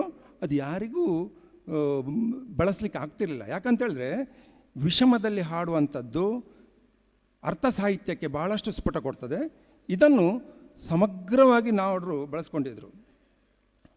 ಮತ್ತು ಈ ನಾವಡ್ರಲ್ಲಿ ಆ, ಸ್ವಯಂ ತಾನು ಆಹಾರ್ಯದ ಬಗ್ಗೆ ಬಹಳಷ್ಟು ಖಚಿತವಾದ ನಿಲುವನ್ನು ಹೊಂದಿದ್ದವರು ಅವರು. ಒಂದು ಚೂರಾದರೂ ವೇಷಭೂಷಣಗಳಲ್ಲಿ ವ್ಯತ್ಯಾಸ ಆದರೆ ತಾನು ನೋಡಿದಂಥ ಪರಂಪರೆಯಲ್ಲಿ ಬಂದ ವೇಷಗಳನ್ನು ವ್ಯತ್ಯಾಸ ಆದ ಕೂಡಲೇ ಆ ಕಲಾವಿದನ್ನು ಕರೆದು ಇದು ಹೀಗಲ್ಲ, ಇದು ಹೀಗೇ ಬರಬೇಕಂತ ಹೇಳುವಷ್ಟು ಮಟ್ಟಿಗೆ ಅವರಿಗೆ ಇದಿತ್ತು, ಎಂಥದ್ದು ಪ್ರೌಢಿಮೆ ಇತ್ತು. ಅದನ್ನು ಇದು ಮಾಡಿಕೊಂಡಿದ್ದರು, ರಂಗದಲ್ಲಿ ಅದನ್ನು ಅನುಸರಿಸ್ತಿದ್ರು. ಜೊತೆಗೆ ವಾಚಿಕದಲ್ಲೂ ಅಷ್ಟೇ, ಭಾಗವತನಾದವನಿಗೆ ಪೌರಾಣಿಕ ಪ್ರಸಂಗಗಳನ್ನು ಆಡಿಸುವಾಗ ಕವಿಯಾಶಯ ಹಾಗೂ ಪುರಾಣ ಪ್ರಸಂಗಗಳ ಅನುಭವ ಖಂಡಿತ ಬೇಕು. ಇದು ಸಮೃದ್ಧವಾಗಿತ್ತು. ವಾಚಿಕದಲ್ಲಿ ರಂಗಸ್ಥಳದಲ್ಲಿ ಏನಾದರೂ ಹೆಚ್ಚು ಕಡಿಮೆ ಮಾತಾಡಿದರೆ ಚೌಕಿ ಹೋದ ಕೂಡಲೇ ಅವನನ್ನು ಎಷ್ಟು ಮಾತಿನಲ್ಲಿ ದಂಡಿಸ್ತಿದ್ರು ಅಂತ ಹೇಳಿದರೆ ಅವ ಖಂಡಿತ ಇನ್ನೊಂದು ಪ್ರದರ್ಶನಕ್ಕೆ ಅದಕ್ಕೆ ಅಷ್ಟು ತಯಾರಾಗಿ ಹೋಗುವಷ್ಟರ ಮಟ್ಟಿಗೆ ಪರಿಣಾಮ ಬೀರ್ತಿತ್ತು. ಹಾಗಾಗಿ ನಾವಡ್ರ ಭಾಗವತಿಕೆಯಲ್ಲಿ ತಯಾರಾದಂಥ ಗಟ್ಟಿ ಕಾಳಿನ ಕಲಾವಿದರು ಈಗಲೂ ರಂಗದಲ್ಲಿ ಪ್ರಸ್ತುತರಾಗಿದ್ದಾರೆ. ಸಮರ್ಥವಾಗಿ ರಂಗವನ್ನು ನಿರ್ವಹಿಸೋದ್ರ ಜೊತೆಗೆ ಫೇಮ್ ಗಳಿಸಿದಂಥ ಕಲಾವಿದರು, ಯಾವುದೇ ರೀತಿಯ ಊನ ಇಲ್ಲದೆ. ಇದೆಲ್ಲವೂ ನಾವಡ್ರ ರಂಗದಲ್ಲಿ ಪರಂಪರೆಯನ್ನು ಹೇಗೆ ಮೆಚ್ಚಿಕೊಂಡಿದ್ದರು ಎಂಬುದನ್ನು ತೋರಿಸ್ತದೆ. ಜೊತೆಗೆ ಒಂದು ಸಣ್ಣ ಉದಾಹರಣೆ ಹೇಳಬೇಕು ನಾನು ನಿಮಗೆ. ನಾವಡ್ರಿಗೆ ತಾನು ಏನು ಪದ ಹೇಳ್ತೀನಿ ಎಂಬುದರ ಬಗ್ಗೆ ಎಲ್ಲಿಯೂ ಅಹಂ ಇರಲಿಲ್ಲ. ತನಗೆ ತಿಳಿದಿದ್ದನ್ನು ಭಾಳ ಧಾರಾಳವಾಗಿ ಹೇಳ್ತಿದ್ರು, ಅಳುಕಿರಲಿಲ್ಲ. ಅದು ಹಿರಿಯ ಕಲಾವಿದರನ್ನು ಗೌರವಿಸಿ, ಹಿರಿಯ ಪ್ರೇಕ್ಷಕರನ್ನು ಗೌರವಿಸಿ ಮನ ಸೆಳೆಯುವಲ್ಲಿ ಬಹಳ ಪ್ರಾಮುಖ್ಯವಾಗಿತ್ತು. ಅದೇ ರೀತಿಯಲ್ಲಿ ಹಿರಿಯರನ್ನು ಎಲ್ಲರನ್ನು ಅವರು ಗೌರವಿಸ್ತಿದ್ರು. ಇದಕ್ಕೆ ಒಂದು ಉದಾಹರಣೆ, ನಮ್ಮಲ್ಲಿ ಯಕ್ಷಗಾನದ ಸಾಧಾರಣ ಬಡಗುತಿಟ್ಟಿನ ಅಂಚಿನಲ್ಲಿದ್ದೇನೋ, ಅಂದರೆ ನಮ್ಮ ಪಣಿಯೂರು ಎಂಬಂಥದ್ದು ಬಡಗುತಿಟ್ಟಿನ ಅಂಚು. ಅಲ್ಲಿ ನಾವಡ್ರಿಗೆ ಅತಿಯಾದ ಇಬ್ಬರು ಮಿತ್ರರಿದ್ದಾರೆ, ಯರ್ಮಾಳ್ ಉದಯ್ ಶೆಟ್ಟರು ಮತ್ತು ನಮ್ಮ ಕೆ ಎಚ್ ಪೂಜಾರಿ ಅವರು ಅಂತೇಳಿ ಒಬ್ಬರು ತೀರ್ಕೊಂಡ್ರು. ಹಾಗಾಗಿ ನಮ್ಮ ಮೇಳಗಳು ಅಲ್ಲಿ ಬರುವುದು ಒಂದು. ಜೊತೆಗೆ ಯಕ್ಷಗಾನ ರಂಗದಲ್ಲಿ ಪುಲ್ಯದವರು, ಪುಲ್ಯ ಲಕ್ಷ್ಮೀನಾರಾಯಣ ಶೆಟ್ಟರ ತಂದೆಯವರು ಪುಲ್ಯ ದೇಜಪ್ ಶೆಟ್ಟರು ಅಂತೇಳಿ ಯಕ್ಷಗಾನದಲ್ಲಿ ಬಹಳ ದೊಡ್ಡ ಸಂಪನ್ಮೂಲ ವ್ಯಕ್ತಿ, ದೊಡ್ಡ ಹೆಸರು. ಅವರು ಪ್ರತಿ ಸಲವೂ ನಾವಡ್ರ ಪದ ಕೇಳುವಾಗ ಹೇಳೋದು, ಈ ಹುಡುಗ ಯಕ್ಷಗಾನದಲ್ಲಿ ಏನನ್ನೂ ಮಾಡಿ ತೋರಿಸುವ. ನಾನು ಶೇಷಗಿರಿ ಭಾಗವತರ ಪದ ಕೇಳಿದ್ದೇನೆ, ದಾಸ ಭಾಗವತನನ್ನು ಬಹಳಷ್ಟು ಪದ ಹೇಳಿಸಿದ್ದೇನೆ. ಈ ನಮೂನೆಯ ಎದೆ ಹೊಯ್ಲಿದ್ದಂಥ ಭಾಗವತ ಯಾರೂ ಇರಲಿಲ್ಲ ಅಂತೇಳಿ ಇದು ಪ್ರತಿ ಸಲ ಹೇಳ್ತಿದ್ರು. ಜೊತೆಗೆ ನಮ್ಮ ತಂದೆಯವರು ಯಕ್ಷಗಾನ ಭಾಗವತರಾಗಿದ್ದರು. ನಾನು 15-16 ವರ್ಷ ಇರುವಾಗ ನಾವಡ್ರ ಅಭಿಮಾನಿ. ಆವಾಗಲೇ ನಾವಡ್ರ ಬಗ್ಗೆ ಒಂದು ಮಾತಿತ್ತು, ಒಬ್ಬ ಹುಡುಗ ತಯಾರಾಗ್ತಿದ್ದಾನೆ, ಅದ್ಭುತದ ಭಾಗವತನಾಗಿ ತಯಾರಾಗ್ತಿದ್ದಾನೆ ಅಮೃತೇಶ್ವರ ಮೇಳದಲ್ಲಿ ಅಂತೇಳಿ. ನಾವು ನಮ್ಮ ತಂದೆಗೆ ಹೇಳೋದು, ನಾನು ಆವಾಗ ಆಟ ನೋಡಿ ಅವರ ಪದ ಕೇಳಿ ಭಾಳ ಒಳ್ಳೆ ಉಂಟು. ಇವರು ನನ್ನ ಹತ್ರ ಹೇಳೋದು, ಅದೆಲ್ಲ ಆಗಲಿಕ್ಕಿಲ್ಲ ಹುಡುಗ, ಅದು ಹುಡುಗ ಮಕ್ಕಳಿಗೆಲ್ಲ ಆದಿತ್ಯ ಇಷ್ಟ ಆದಿತ್ತು ಅಂತೇಳಿ. ಒಂದು ಸಲ ಭೀಷ್ಮ ವಿಜಯ ಪ್ರಸಂಗ ಇದೇ ಉದಯಕುಮಾರ್ ಶೆಟ್ಟರ ನೇತೃತ್ವದಲ್ಲಿ ನಾನು ಹಠ ಮಾಡಿ ನಮ್ಮ ತಂದೆಯನ್ನು ಕರ್ಕೊಂಡೋಗಿದ್ದೆ, ನೀವು ಇವತ್ತು ಪದ ಕೇಳಬೇಕು ನಾವಡ್ರದ್ದು ಅಂತೇಳಿ. ಆ ಇಡೀ ದಿವಸ ಭೀಷ್ಮ ವಿಜಯ ಪ್ರಸಂಗ ಅಂದರೆ ಸಮಗ್ರ ಭೀಷ್ಮ ಮೆರೆದಂಥ ಪ್ರಸಂಗ ಸಾಲಿಗ್ರಾಮ ಮೇಳದಲ್ಲಿ ಅರಾಟೆಯವರ ಅಂಬೆ, ಶಿರಿಯಾರದವರ ಪರಶುರಾಮ, ಬಹಳಷ್ಟು ಅಂದರೆ ಭೀಷ್ಮ ವಿಜಯ ಸಾಲಿಗ್ರಾಮ ಮೇಳದಲ್ಲಿ ಮೆರೆದಾಗೆ ಯಾವುದರಲ್ಲಿ ಇವರ ಮಾಬಲಗಡೆಯವರ ಭೀಷ್ಮ ಈ ಎಲ್ಲ ಸೆಟ್ನಲ್ಲಿ ಆ ದಿವಸ ಪದ ಕೇಳಿದಂಥ ನಮ್ಮ ತಂದೆಯವರು ಹೇಳೋದು, ಯಕ್ಷಗಾನಕ್ಕೆ ಒಬ್ಬ ಭಾಗವತನಿದ್ದರೆ ಅದು ಕಾಳಿಂಗ ನಾವಡ ಮಾತ್ರ ಅಂತೇಳಿ. ಇನ್ನು ಹತ್ತಿರ ಎಲ್ಲಿ ಆಟ ಇದ್ದರೂ ನನಗೆ ಹೇಳು, ನಾನು ನಿನ್ನನ್ನು ಕರ್ಕೊಂಡು ಹೋಗ್ತೇನೆ ಅಂತೇಳಿ. ಅಲ್ಲಿಂದ ನಾನು ಯಕ್ಷಗಾನಕ್ಕೆ ಬರುವಂಥ ಮನೋಸ್ಥಿತಿ ನಿರ್ಮಾಣ ಆಯಿತು. ನಮ್ಮ ತಂದೆ ಯಕ್ಷಗಾನ ಕಲೀಲಿಕ್ಕೆ ಬಿಡಲಿಲ್ಲ ನನ್ನನ್ನು. ಈ ಪ್ರಸಂಗದ ನಂತರ ನೀನು ಕಲಿ ಅಂತ ಹೇಳಿ ನೀಲಾವರದವ್ರ ಹತ್ರ ಕಳಿಸ್ಕೊಟ್ಟು ನನ್ನನ್ನು ಯಕ್ಷಗಾನ ಕಲಿಯುವಾಗೆ ಮಾಡಿದರು. ಇವತ್ತಿಗೂ ನಾವು ಏನು ನಾವಡ್ರ ಬದ್ಧತೆ ರಂಗಪ್ರಜ್ಞೆ, ಪೌರಾಣಿಕದ ಪರಂಪರೆಯ ಬಗ್ಗೆ ಇದ್ದ ಕಾಳಜಿ, ಇದನ್ನು ಎಣಿಸ್ಕೊಂಡು ರಂಗಕ್ಕೆ ಹೋಗುವಾಗ ಇನ್ನೂ ನಾವು ತಯಾರಾಗಲಿಲ್ಲ, ನಾವು ಕಡಿಮೆ ಇಂಥ ಮನೋಭಾವ ಬರಬೇಕಿದ್ರೆ ಈ ರಂಗದಲ್ಲಿ ನಾವುಡ್ರ ಔನ್ನತ್ಯ ನಮ್ಮ ಕಣ್ಣೆದುರಿಗೆ ಬರೋದ್ರಿಂದ ಮಾತ್ರ ಇದು ನಮಗೆ ನಾವು ಇನ್ನೂ ಕಡಿಮೆ ಅಂತ ಅನಿಸೋದು. ಇಷ್ಟೆಲ್ಲ ದೊಡ್ಡ ಮೇರು ಕಲಾವಿದ ಕಾಳಿಂಗ ನಾವುಡ್ರು ಇನ್ನೊಂದಷ್ಟು ವರ್ಷ ಬದುಕಿರಬೇಕಿತ್ತು. ನಾವುಡ್ರ ಅವನತಿಯಿಂದ ಯಕ್ಷಗಾನದ ಒಂದು ಮುಖದ ಅವನತಿಯತ್ತ ಹೊರಡ್ತಾ ಇದೆ. ಈಗಿನ ಕಲಾವಿದರು ಬಹಳಷ್ಟು ಸಂಪನ್ಮೂಲ ವ್ಯಕ್ತಿಗಳಾಗಿದ್ದು, ಪ್ರತಿಭೆ ಇದ್ದಂಥ ಕಲಾವಿದರಾಗಿದ್ದುಕೊಂಡು, ಮುಂಚಿಗಿಂತ ಬಹಳಷ್ಟು ಸಾಮರ್ಥ್ಯವಂತರಾಗಿದ್ದುಕೊಂಡು ಅಗ್ಗದ ಪ್ರಚಾರಕ್ಕೆ ತಿಂಕು ಬಡಗು ಇದೆಲ್ಲ ಸಂಕರ ಮಾಡಿಕೊಂಡು ತಮ್ಮಲ್ಲಿದ್ದಂಥ ಯೋಗ್ಯತೆಯನ್ನು ತಿಳಿಯದೆ ಬಹಳಷ್ಟು ಒಳ್ಳೆಯ ಕಲಾವಿದರಿದ್ದಾರೆ. ಬಹಳಷ್ಟು ಒಳ್ಳೆಯ ರಂಗದಲ್ಲಿ ನಿರ್ವಹಣೆ ಮಾಡುವಂಥ ಯಂಗ್ ಜನರೇಷನ್ ತುಂಬ ಇದ್ದಾರೆ. ಬಹಳಷ್ಟು ಒಂದು ಖುಷಿಯ ವಿಚಾರ. ನನ್ನದೊಂದು ಕಳಕಳಿಯ ವಿನಂತಿ, ಈ ಸಂದರ್ಭದಲ್ಲಿ ನಾವುಡ್ರ ಪರಂಪರೆಯ ಬಗ್ಗೆ ಮಾತಾಡುವಂಥ ಈ ಸಂದರ್ಭದಲ್ಲಿ ಒಂದಷ್ಟು ಈ ವರ್ಣಸಂಕರ ಆಗುವಂಥದ ರೀತಿಯಲ್ಲಿ ತಳಿ ಸಂಕರ ಬೇಡ. ಈ ಮುಖಾಂತರ ನಾವು ತೆಂಕಿಗೆ ಆದದ್ದಂಥ ಒಂದು ಸೌಂದರ್ಯ ವಿಶೇಷತೆ ಉಂಟು. ಬಡಗಿಗೆ ಸೀಮಿತವಾದಂಥ ಲಾಲಿತ್ಯ ವಿಶೇಷತೆಗಳುಂಟು.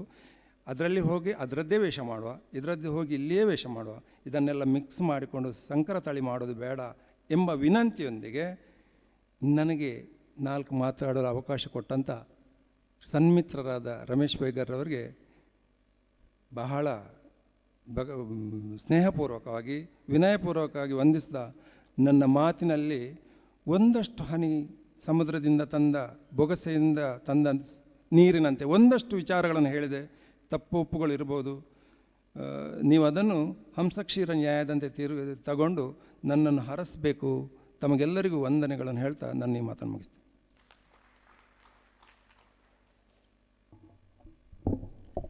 ಬಹಳ ಸೊಗಸಾದ ಮತ್ತು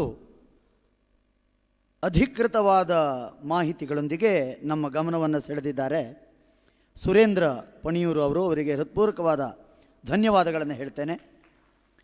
ಈಗ ನಮ್ಮ ಜೊತೆಗೆ ಯಕ್ಷಗಾನದ ಯುವ ದಶಾವತಾರಿ, ನಮ್ಮೆಲ್ಲರಿಗೂ ಗೊತ್ತಿದೆ ಅವರ ಪ್ರತಿಭೆ ಏನು ಅಂತೇಳಿ, ಪ್ರಸಾದ ಕುಮಾರ ಮೊಗೆಬೆಟ್ಟು ಅವರು ಕಾಳಿಂಗ ನಾವುಡರ ಪ್ರಸಂಗ ಸಾಹಿತ್ಯದ ಕಡೆಗೆ ತಮ್ಮ ಗಮನವನ್ನು ಸೆಳೆಯಲಿಕ್ಕಿದ್ದಾರೆ. ಪ್ರಸಾದ್ ಮೊಗೆಬೆಟ್ಟು.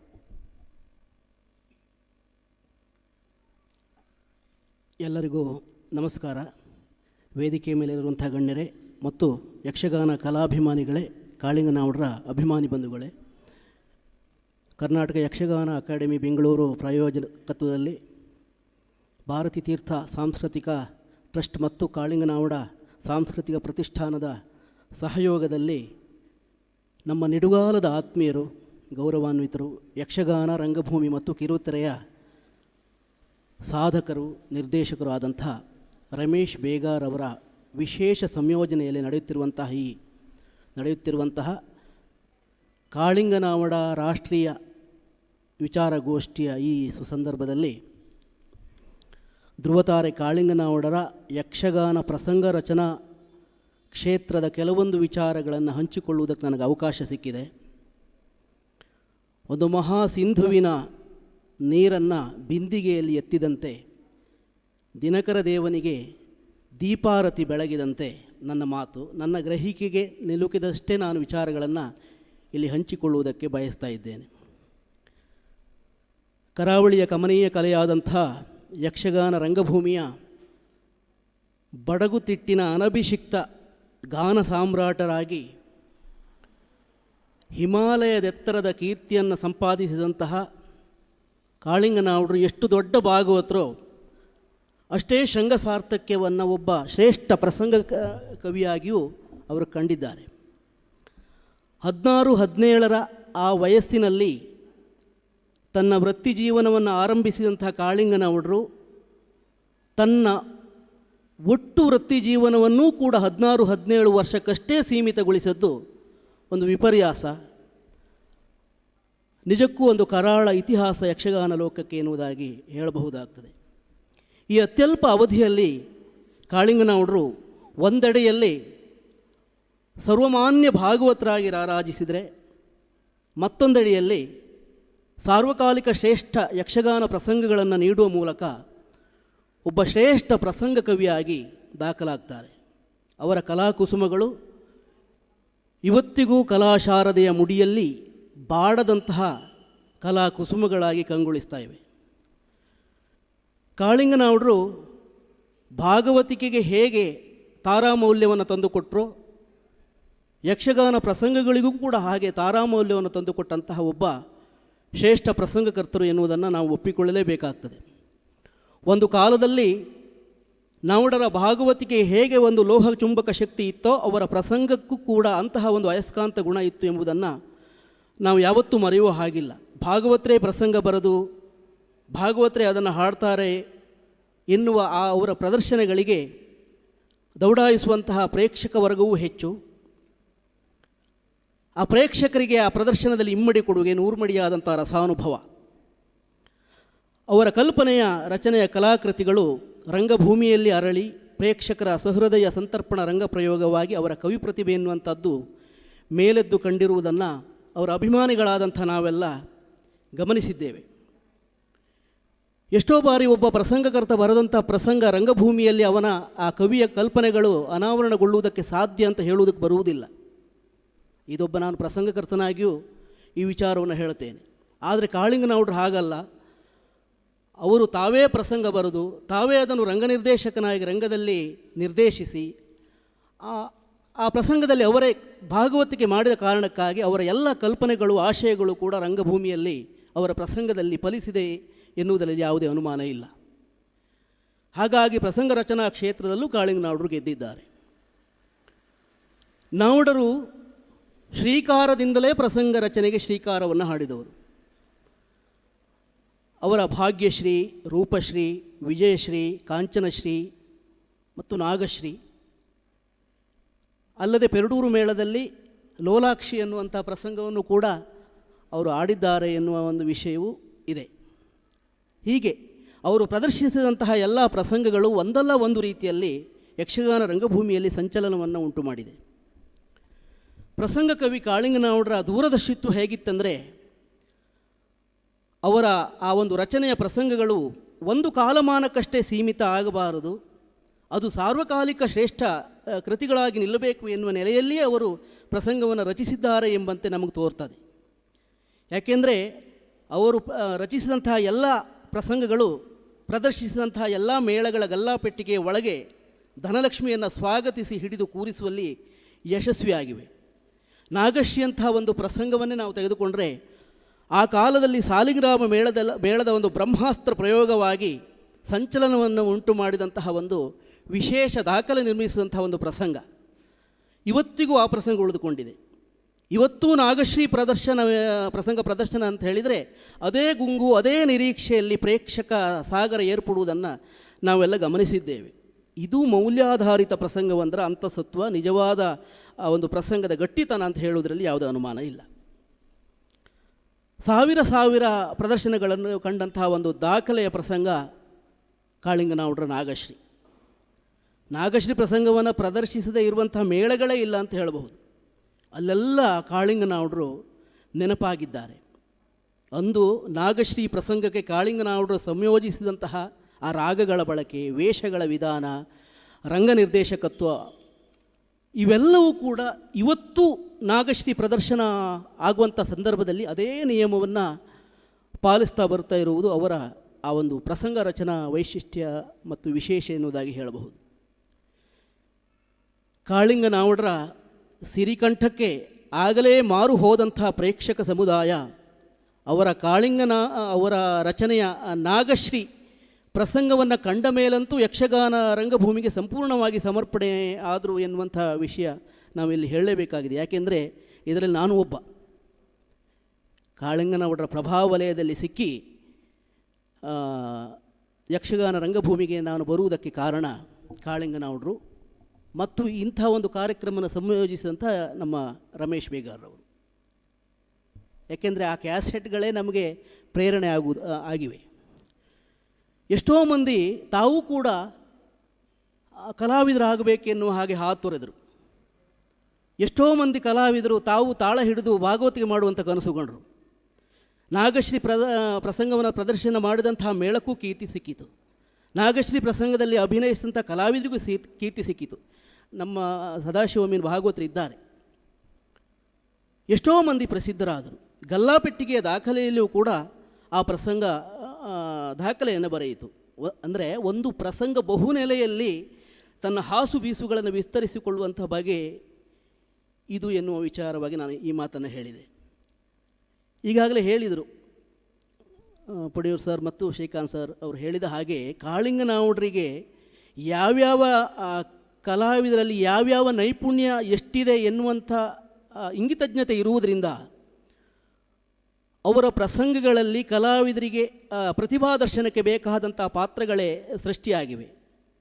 ಹಾಗೆಂದು ಅವರು ಕಲಾವಿದರನ್ನು ಕೇಂದ್ರೀಕರಿಸಿ ಪ್ರಸಂಗ ಬರೆದರು ಅಂತ ಹೇಳಲಿಕ್ಕೆ ಬರುವುದಿಲ್ಲ. ಪ್ರಸಂಗಕ್ಕೆ ಸಮುಚಿತವಾದಂಥ ಕಲಾವಿದರನ್ನು ಬಳಕೆ ಮಾಡಿಕೊಂಡು ಕಲಾವಿದರ ಯೋಗ್ಯತಾನುಸಾರವಾದಂಥ ಪಾತ್ರವನ್ನು ಅವರು ಹಂಚಿಕೆ ಮಾಡಿದ್ದಾರೆ. ಇದು ಬಹಳ ವಿಶೇಷ. ರಂಗ ಪ್ರಸಂಗದಲ್ಲಿ ಹಿಮ್ಮೇಳದೊಂದಿಗೂ ಕೂಡ ಮುಮ್ಮೇಳವೂ ಕೂಡ ಎದ್ದು ಕಾಣುವಂತೆ ಅವರು ಮಾಡಿದ್ದಾರೆ ತನ್ನ ಪ್ರಸಂಗದಲ್ಲಿ. ಸೃಷ್ಟಿಶೀಲತೆ ಮತ್ತು ಪ್ರಯೋಗಶೀಲತೆ ಎನ್ನುವಂಥದ್ದು ಸಮಾನಾಂತರ ರೇಖೆಗಳಲ್ಲ, ಅವೆರಡ ಮುಖಗಳು ಬೇರೆ ಬೇರೆ ಆಗಿರ್ತದೆ. ಕಾಳಿಂಗನಾಡು ತಾನು ಸೃಷ್ಟಿಸಿದಂತಹ ಪ್ರಸಂಗವನ್ನು ರಂಗಭೂಮಿಗೆ ಪ್ರಯೋಗಶೀಲತೆಗೆ ಅಳವಡಿಸಿ ಈ ಭಿನ್ನ ಭಿನ್ನವಾದಂಥ ಸೃಷ್ಟಿಶೀಲತೆ ಮತ್ತು ಪ್ರಯೋಗಶೀಲತೆಯ ಮುಖಗಳನ್ನು ಒಮ್ಮುಖದಲ್ಲಿ ರಂಗಭೂಮಿಯಲ್ಲಿ ಕಾಣಿಸುವುದಕ್ಕೆ ಸರ್ವಶಕ್ತರಾದರು. ನಾವುಡರ ರಚನೆಯ ಪ್ರಸಂಗಗಳು ಇಡೀ ರಾತ್ರಿಯ ಪ್ರದರ್ಶನಕ್ಕೂ ಒಗ್ಗುತ್ತವೆ, ಕಾಲಮಿತಿಯ ಪ್ರದರ್ಶನಕ್ಕೂ ಒಪ್ಪುತ್ತವೆ. ಇದು ಬಹಳ ವಿಶೇಷವಾದಂಥ ವಿಷಯ. ಅಂದರೆ ಕಲಾವಿದರ ಮಿತಿಗೂ ಆಗ್ತದೆ, ಕಾಲಮಿತಿಗೂ ಅನುಕೂಲಕರ ಆಗುವಂತೆ ಅವರು ಪ್ರಸಂಗವನ್ನು ರಚಿಸಿದ್ದಾರೆ. ಒಂದು ರಾತ್ರಿಯ ಪ್ರದರ್ಶನದಲ್ಲಿ ನಾಗಶ್ರೀ ಪ್ರಸಂಗವನ್ನು ಕಾಣಬಹುದು, ಪೌರಾಣಿಕ ಪ್ರಿಯರು ಪೌರಾಣಿಕ ಪ್ರಸಂಗವನ್ನು ಕಾಣಬಹುದು ಎಂಬ ನೆಲೆಯಲ್ಲಿ ಆ ಪ್ರಸಂಗಗಳನ್ನು ಅವರು ರಚಿಸ್ತಾ ಹೋಗಿದ್ದಾರೆ. ಇದು ಕಾಳಿಂಗನಾವುಡರು ಪ್ರಸಂಗ ರಚನೆಯ ವಿಧಾನದಲ್ಲಿ ಬಳಸಿದಂಥ ಒಂದು ತಂತ್ರ, ಬಹಳ ಗಮನಾರ್ಹವಾದದ್ದು. ಇನ್ನು ಪೌರಾಣಿಕ ಆವರಣ ಎನ್ನುವಂಥದ್ದು ಯಕ್ಷಗಾನ ರಂಗಭೂಮಿಯ ಅನನ್ಯತೆ. ಇದು ಎಲ್ಲರೂ ತಿಳಿದಿರುವಂತಹ ಒಂದು ವಿಷಯ. ಇಲ್ಲಿನ ಒಟ್ಟು ಅಂಗೋಪಾಂಗಗಳು ಕೂಡ ಈ ಒಂದು ಅನನ್ಯತೆಗೆ ಪುಷ್ಟಿ ನೀಡುವಂಥದ್ದು. ನಾವುಡರ ಕಲಾ ಬದುಕಿನ ಆ ಒಂದು ಕಾಲಮಾನದಲ್ಲಿ ಈ ಪೌರಾಣಿಕ ಆವರಣದ ಆ ಒಂದು ಬಿಗು ವಾತಾವರಣ ಇದ್ದಂಥ ಕಾಲದಲ್ಲೇ ಕಾಳಿಂಗನಾವುಡರು ಪ್ರವೇಶ ಮಾಡಿದ್ದರು ಎಂಬುದನ್ನು ನಾವು ಕೇಳಿದ್ದೇವೆ. ಅದು ಸುಳ್ಳಲ್ಲ. ಇಂಥ ಕಾಲಘಟ್ಟದಲ್ಲಿ ಒಂದು ಪುರಾಣ ಸಂವಿಧಾನದ ಒಂದು ವಿಶಿಷ್ಟ ಅನನ್ಯತೆಯ ಆ ಒಂದು ಕಲೆಯಲ್ಲಿ ಸಾಮಾಜಿಕ ಮತ್ತು ಕಾಲ್ಪನಿಕ ವಸ್ತುವನ್ನು ಬಳಸಿಕೊಂಡು ನೀಡುವಂಥ ಪ್ರಸಂಗಗಳು ಕೂಡ ಬಹಳ ವಿಶಿಷ್ಟವಾಗಿರಬೇಕು ಎನ್ನುವಂಥ ಆ ಒಂದು ವಿಚಾರವನ್ನು ಅರ್ಥವಿಸಿಕೊಂಡೇ ಅವರು ಪ್ರಸಂಗವನ್ನು ರಚಿಸಿದ್ದಾರೆ. ಅದರಲ್ಲೂ ಕೂಡ ನಿಚ್ಚಳವಾದ ಗೆಲುವನ್ನು ಅವರು ಕಂಡಿದ್ದಾರೆ. ಯಾಕೆಂದರೆ ಯಕ್ಷಗಾನ ರಂಗಭೂಮಿಯ ಘಟಾನುಘಟಿಗಳು ಅತಿರಥ ಮಹಾರಥರೆಲ್ಲ ವಿಜೃಂಭಿಸ್ತಿರುವಂತಹ ಆ ಒಂದು ಸುವರ್ಣ ಪರ್ವದಲ್ಲೇ ಕಾಳಿಂಗನಾವುಡರು ಪ್ರವೇಶಿಸಿ ಮೌಲ್ಯಾಧಾರಿತವಾದ ಪ್ರಸಂಗಗಳನ್ನು ನೀಡಿದರು. ಇದು ಬಹಳ ಅಲ್ಲಿ ಗೆಲ್ಲುವುದು ಸುಲಭ ಸಾಧ್ಯವಾದಂಥ ವಿಷಯ ಏನೂ ಅಲ್ಲ. 20ರ ಪ್ರಾಯದಲ್ಲೇ ಅವರು ಪ್ರಧಾನ ಭಾಗವತರಾದರು. 20ರ ಆ ಒಂದು ಪ್ರಾಯದಲ್ಲೇ ಪ್ರಬುದ್ಧ ಯಕ್ಷಗಾನ ಪ್ರಸಂಗಕರ್ತರಾಗಿ ಗುರುತಿಸಿಕೊಂಡರು. ನಿನ್ನೆ ನಾನು ಲೈವ್ ನೋಡ್ತಾ ಇದ್ದೆ, ಕೊಂಡದಕುಳಿ ರಾಮಚಂದ್ರ ಹೆಗಡೆ ಅವರು ಹೇಳ್ತಾ ಇದ್ದರು, ಇದೆಲ್ಲ ಕಲಿತು ಬರುವಂಥದ್ದಲ್ಲ, ಜನ್ಮಜಾತವಾಗಿ ದೈವದತ್ತವಾಗಿ ಬರುವಂಥ ಒಂದು ಸಿದ್ಧಿ ಎನ್ನುವಂಥದ್ದು ಕಾಳಿಂಗನಾವುಡರ ಆ ಒಂದು ಪ್ರತಿಭೆ ಎನ್ನುವಂಥದ್ದು ಪ್ರಸಂಗ ರಚನೆಯಲ್ಲೂ ಕೂಡ ನಾವು ಕಂಡಿದ್ದೇವೆ. ಕಾಳಿಂಗನಾವುಡರ ರಚನೆಯ ಪ್ರಸಂಗಗಳನ್ನು ನೋಡುವಾಗ ಒಂದು ಶುದ್ಧ ಪೌರಾಣಿಕವಾದ ಒಂದು ಪ್ರಸಂಗವನ್ನು ನೋಡಿದಂಥ ಅನುಭವ ನಮಗಾಗ್ತದೆ. ಇದು ಹೊಸ ಪ್ರಸಂಗದಲ್ಲಿ ಒಂದು ವಿಶೇಷ ಆಕರ್ಷಣೆಯನ್ನು ಕಂಡ ಹಾಗೆ, ಹೊಸ ನಮೂನೆಯನ್ನು ಕಂಡ ಹಾಗೆ. ಕಾಲದ ಬದಲಿನ ಹೊದಲಿನಲ್ಲಿ ಹೊಸತನದ ಒಲವು ನಿಲುವುಗಳನ್ನು ಗ್ರಹಿಸಿ ಗಮನಿಸಿ ಅವರು ಪ್ರಸಂಗವನ್ನು ರಚನೆ ಮಾಡಿದ್ದಾರೆ ಎನ್ನುವುದಾಗಿ ನಾವು ಭಾವಿಸಿಕೊಳ್ಬೇಕಾಗ್ತದೆ. ಕಾಳಿಂಗನಾವುಡರ ಪ್ರಸಂಗಗಳು ಕಲಾತ್ಮಕವಾಗಿಯೂ ಗೆಲ್ತವೆ, ವಾಣಿಜ್ಯಾತ್ಮಕವಾಗಿ ಗೆಲ್ತದೆ. ಇದು ಬಹಳ ಮುಖ್ಯವಾದಂಥ ವಿಷಯ. ಯಾಕೆಂದರೆ ಡೇರೆ ಮೇಳದಲ್ಲಿ ಪ್ರದರ್ಶನವಾಗುವಂಥ ಪ್ರಸಂಗ, ಅಲ್ಲಿ ಬಹಳ ಜವಾಬ್ದಾರಿ ಹೆಚ್ಚು.